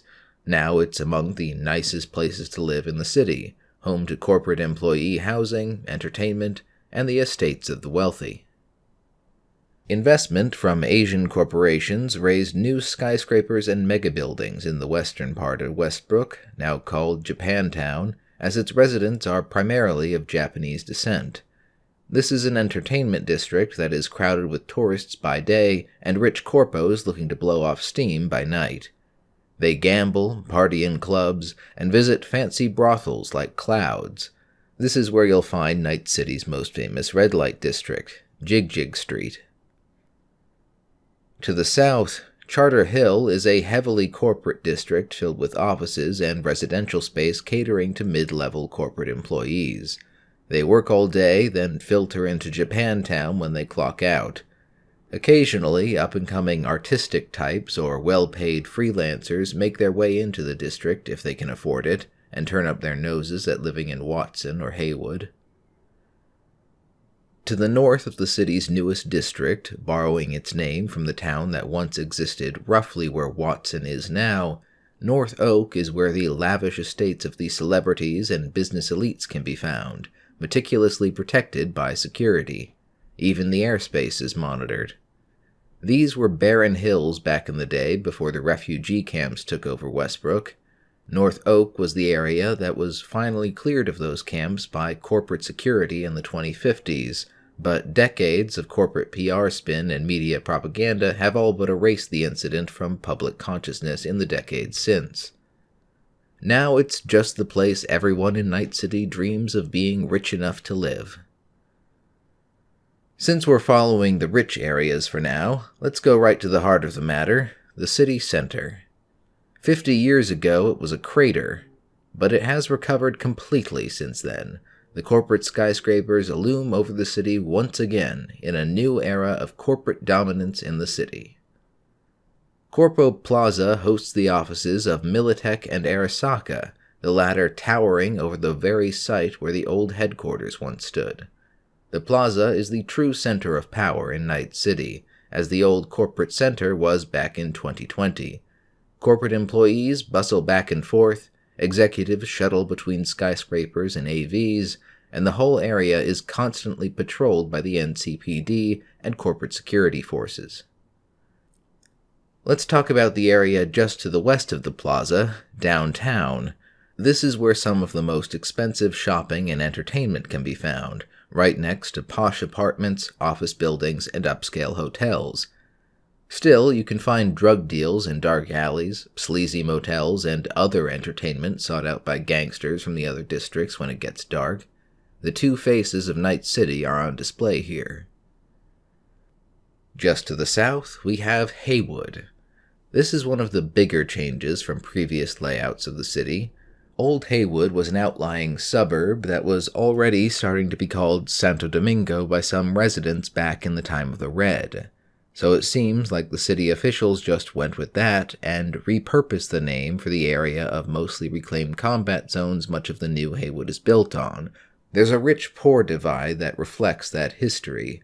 The more built-up areas to the north and west are fairly affluent, while the people get poorer as you move south and east. We'll follow that trajectory, starting with Wellspring. Mostly built during the second stage of reconstruction, it's a fairly safe and classy sub-district with a lot of residential space. This is where a lot of the average Night City citizens live, neither poor nor rich. Buildings get smaller and rents get cheaper as you move south until you hit shanties that haven't changed much since 2045. I will say that Wellspring and downtown are roughly where Night City University is supposed to be, going by past city maps, but even though it's referenced in a few news stories, it doesn't actually seem to be anywhere on the in-game map. The Glen is where you'll find City Hall. The route between City Hall and Corpo Plaza is short, safe, and fairly affluent, but that's where the pleasant things you can say about the Glen end. Mere blocks from City Hall in any other direction, the building upkeep deteriorates and the signs of poverty escalate dramatically. Gang activity is very high. The poorest and most dangerous part of Haywood is just to the east in Vista del Rey. Filled with dilapidated apartment blocks and mega buildings, most people that can move out of the area these days. It's currently the subject of a turf war between rival gangs to boot. Corporate developers have been looking to get their hands on the area, but so far they've been too worried about the PR backlash to bring in corporate security and get rid of the gangs. Let's move back into the outer city. Consisting of what used to be the suburbs of Haywood and Rancho Coronado, the whole district has been called Santo Domingo by locals in the city for decades now. It's one of the oldest parts of the city, having avoided destruction during the Fourth Corporate War. The masses of refugees that crowded into the area during the time of the Red have long relocated to other parts of the city, as mega buildings and other housing options become available. Now it's been redeveloped as one of the largest industrial areas in the city, with suburban housing for workers. Arroyo is the industrial area of Santo Domingo, though it's subject to constant change as corporations are constantly buying up old facilities to replace with new construction. There you'll find old nuclear and other varieties of power plants, assorted factories, a logistics center, and a junkyard. The operational facilities are protected by robust corporate security forces, as the abandoned ones often serve as gang strongholds. Basically, this is the area that used to be the Haywood Industrial Zone. Now folded into Santo Domingo, Rancho Coronado is almost a separate town from the rest of Night City, with its own shops and bars to accompany the rows of somewhat dilapidated suburban housing.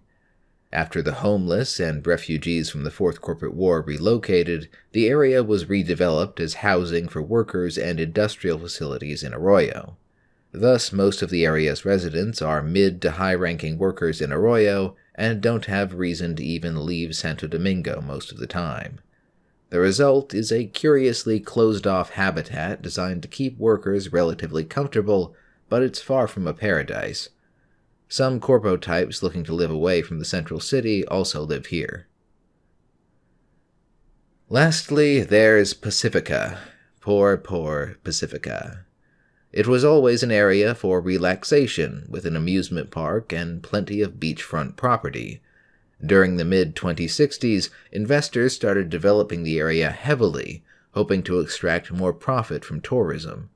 Nomads and Haitian immigrants that arrived when Haiti was evacuated were hired as a labor force. Those plans came to a screeching halt when the Unification War broke out in 2069. Once Night City was threatened by imminent invasion from the south, most of the Pacifica investors pulled out and development ceased. The locals were left unemployed. Soon enough, gangs and squatters moved into the unfinished buildings. Over the next 7 years, both the Westwind Estates and Coastview districts deteriorated until the area was so dangerous that the NCPD abandoned it entirely. Attempts to evict squatters, including shutting off all city services in the hopes that they would just leave, have met with firm gang resistance. Currently, the Night City government is debating whether to sell the whole district to Chinese megacorporation Kang Tao for the nominal price of €1, contingent on the corporation agreeing to fix the district's crime problem. There is one area adjacent to Pacifica that is even more dangerous. Arguably, a lot of Pacifica qualifies as a combat zone, especially as the city government has given up on it, but this place is apparently worse. Unfortunately, I can't tell you much about the area just yet, as it won't be fleshed out in the game until the Phantom Liberty expansion is released, and it isn't mentioned in the World Book. I can tell you that it appears to be a large area inland from the rest of Pacifica, and that it, or a part of it, may be called Dogtown. Even the Pacifica locals speak in hushed tones about the mutilated bodies found around the edges of the zone. You'll have to stay tuned for me to make a video about that. As to the Badlands outside the city, well, it hasn't changed much. Once you get past the landfills on the city's edge, it's a free-for-all. Some nomad outcasts have set up in the area, raiding anything they can, but that sort of danger has always existed. The business for a lot of regional nomads is transportation or smuggling across the newly militarized border with South California. Corporate convoys try to force their way through the Badlands with mixed success. Once again, the more reliable ways in and out of the city are by sea or by air, or orbital shuttle if you can afford it. Okay, let's move on to the gangs of 2077, starting with some familiar faces. What would Night City be if Maelstrom wasn't haunting its dark alleys? Well, a little less scary, I guess. Maelstrom's evolution through the ages is basically what you get when you start with a bunch of violent, borderline psychotic chromeheads, and then watch them become increasingly unhinged over time. Their old enemies, the Inquisitors, no longer seem to be around, but that hasn't led to them moderating at all. They've developed an even more pronounced tendency for extreme implants, and now have a signature look favoring a big red optical implant replacing a good chunk of their skull. They seem obsessed with pursuing extreme sensation and skating the edge of cyberpsychosis.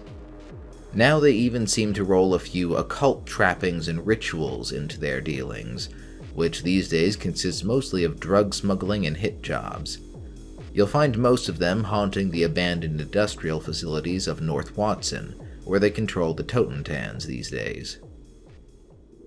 In Japantown, you'll find that the once protector gang of the Japanese community has grown to become one of the largest criminal operations in the city. The Tiger Claws operate a lot like other East Asian criminal groups, like the Yakuza or the Triads. They put business first as long as they get what they want, but cross even a low-level member and they react violently, treating it as a slight to the whole group. That's how the bosses operate, but the rank and file have a reputation as sadistic brutes that will engage in everything from beatings and abduction to sexual assault and savage murder. You'll be able to pick them out by their colorful tattoos, street bikes, and katanas. The Tiger Claws have re-established ties with Arasaka management since they returned to the city, and routinely do side jobs for them in exchange for advanced cyberware and weapons. They also own a lot of Japantown businesses: bars, casinos, restaurants, brain dance clubs, and brothels. Most of those act as fronts for illegal businesses, their main sources of income being prostitution and human trafficking, though they also manufacture drugs and hire themselves out for hit jobs. Mostly you'll find them around their businesses in Japantown, but they've been known to venture into Kabuki in Little China. The Voodoo Boys are still around, but this version of them has changed quite a bit. Back in the 2040s, the original drug-dealing Voodoo Boys were in conflict with Haitian immigrants that took offense at their appropriation. Those Voodoo Boys were mostly whites that used voodoo as an occult aesthetic for intimidation. Real voodoo priests and priestesses with their followers bloodily displaced them in the following years, adopting the name of the Voodoo Boys. When a massive wave of Haitian immigrants arrived in the mid-2060s, the character of the gang would change again. New members with a high-tech net-running skill set came to dominate the gang, and they became the protectors of the Haitian diaspora in Pacifica. This new leadership takes the attitude that they left their gods behind in Haiti, and voodoo has simply become an aesthetic again, if they bother with it at all.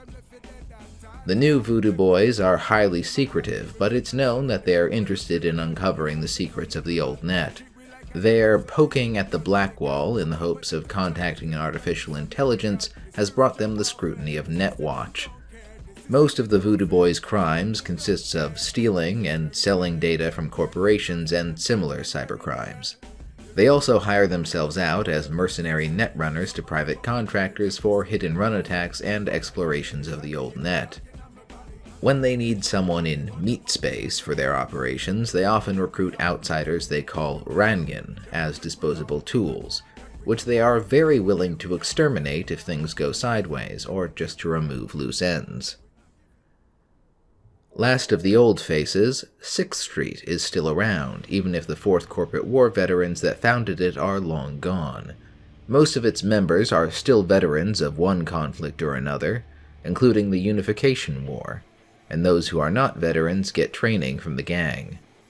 Back during the time of the Red, they were a somewhat respected community protection gang that eventually started dabbling in smuggling and low-level extortion to fund their activities. That turned out to be a slippery slope. They still claim their goal is to bring justice to the city, but their grasp on justice tends to be very self-serving.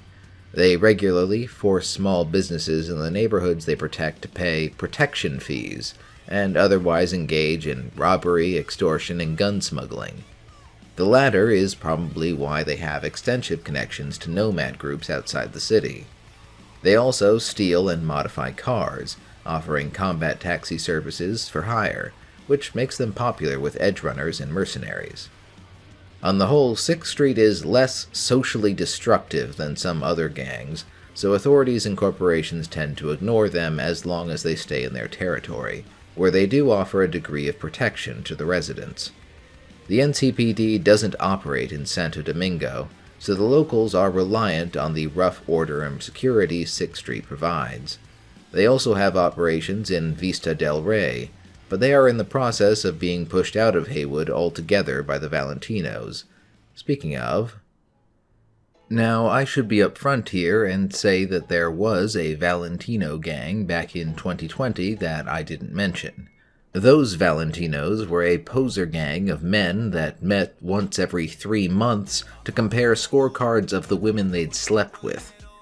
Suffice to say, they don't seem to have any connection to the Valentinos of 2077. These Valentinos grew out of the largely Mexican heritage Latino population of Haywood, adopting Chicano culture, though they allow other races and ethnic groups to join. Shared culture and customs tied the Valentinos closely to the Haywood community, to which they often provide protection. The bonds of loyalty among the Valentinos are strong, such that those who die fighting other gangs, corporations, or the authorities are often commemorated in songs and murals as martyrs and saints. Those who betray the gang, on the other hand, are reserved a particularly gruesome death. The Valentinos control a number of legitimate businesses throughout Haywood, including various clubs, restaurants, auto shops, and local construction companies. Those are, of course, fronts for their criminal sources of income. They dabble in a bit of everything: gun smuggling, car theft, drug trafficking, robbery, burglary, and prostitution. That's the last of the gangs that really hold significant territory in the city, but certainly not the last worth talking about. The Animals are technically like many other gangs in that they augment themselves to get an edge and even take it to the point of obsession. What makes them peculiar is that their enhancement are mostly chemical and biological. Aside from a custom hormone cocktail they call the Juice, they take all manner of testosterone, animal supplements, and anything else they think will make them stronger. They don't completely shun cybernetics. A few have more subtle cyberware like implanted cloned muscle tissue and combat drug injectors. Many members of the gang have to be fitted with endoskeleton implants to prevent their oversized muscles from damaging their bones. Most animals spend their time training in various martial arts and trying to enhance their bulk, then throwing themselves into some incredibly dangerous contest of skill. Their philosophy pushes them to pursue a more feral and animalistic humanity, where being the strongest is the most important thing there is. As a gang, the Animals are decentralized, being composed of many packs with their own alphas, leading by virtue of physical dominance. Many members of the gang can be found in West Pacifica, but they can be seen throughout the city. Their imposing size and skill make them highly sought after for security and bouncer jobs. They also raid other gangs, corporate warehouses, drugstores, and chemical transports from time to time, both to test themselves and seize materials needed to make their homebrew anabolic steroids, which they also sell. Any place where an underground fighting ring can be found in the city, you'll also probably find Animals participating or even running the show. Then there's the Mocs. They're a pretty new gang, tracing their origin back to a strip club owner and former prostitute, Elizabeth "Lizzie" Borden. In 2067, members of the Tiger Claws raped and murdered one of Lizzie's girls. Lizzie avenged her by brutally killing 3 of the attackers with an axe and displaying their bodies out front as a warning against further abuse of her girls. The Tiger Claws did not respond well. That very night, they demolished her establishment and killed Lizzie. She was well liked and respected among sex workers and such for her protectiveness and kind treatment of her girls, so the resulting unrest was extreme, ultimately leading to the formation of a protection gang of sex workers, anarchists, punks, and sexual minorities. The Mocs held up Lizzie Borden as a symbol of defiance and rebuilt her bar, naming it Lizzie's Bar. To this day, the Mocs mostly operate in and around Lizzie's Bar in Kabuki, providing protection for sex workers in the area, though they have a few other facilities. Some of their members have combat cyberware, but it tends to be on the subtle side. The Mocs don't seek conflict with other gangs, and have a tense relationship with the Tiger Claws, who occasionally decide to test the combat capabilities of the Mocs. The bar, which is a braindance and strip club mostly, is their main source of income, but not the only one. Even the Mocs aren't angels of generosity. Their protection often comes with a hefty price tag, and they know stepping on the toes of the bigger gangs too much might be more than they could handle. Let's move outside the city for a moment. A nomad group has recently started haunting the Badlands just outside the city, though nomads might be offended if you call them that. Among the nomads, the custom is to banish those who commit heinous crimes from the clan. These Raffen Shiv, as they are called, often form roving bands of outlaws with few qualms. This gang in particular is called the Wraiths.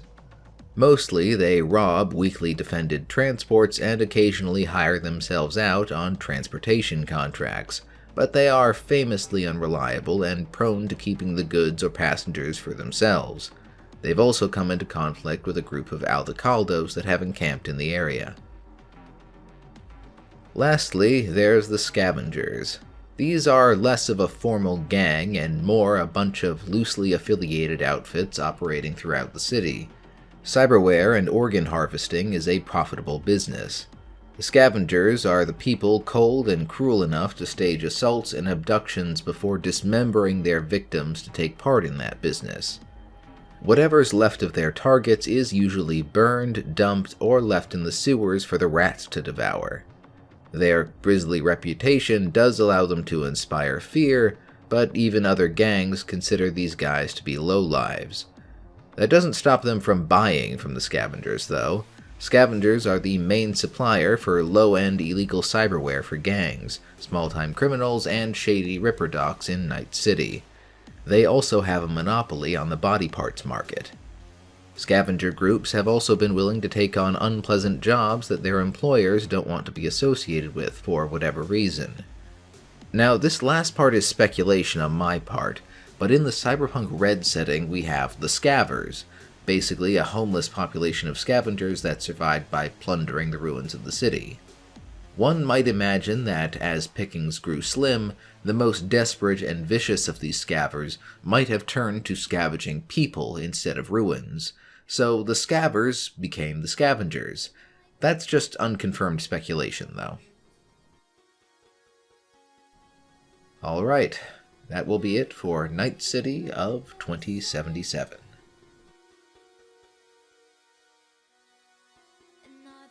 Okay, thank you for finishing the video if you've gotten this far. It means a lot to me that you did. Originally, I thought this video would end up closer to an hour or an hour and 20 minutes in length max. It ended up being twice that.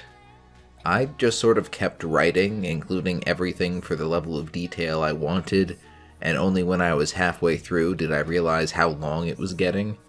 Night City might be the most fleshed out fictional location I've ever encountered. Maybe I should have cut back on the details to make it more manageable, but I just sort of pushed on. I also wanted to get it out in early January, but then I got COVID and had to wait a few weeks for my sinuses to clear enough to record, let alone editing. Please leave a comment to let me know how it turned out, or if you want similar content. I'm open to doing more long-form content looking into the Europe or East Asian cyberpunk settings and their associated sourcebooks if people are interested in that. I will probably need a bit of a break though. This was a lot of work and I have some other content I'm now behind on.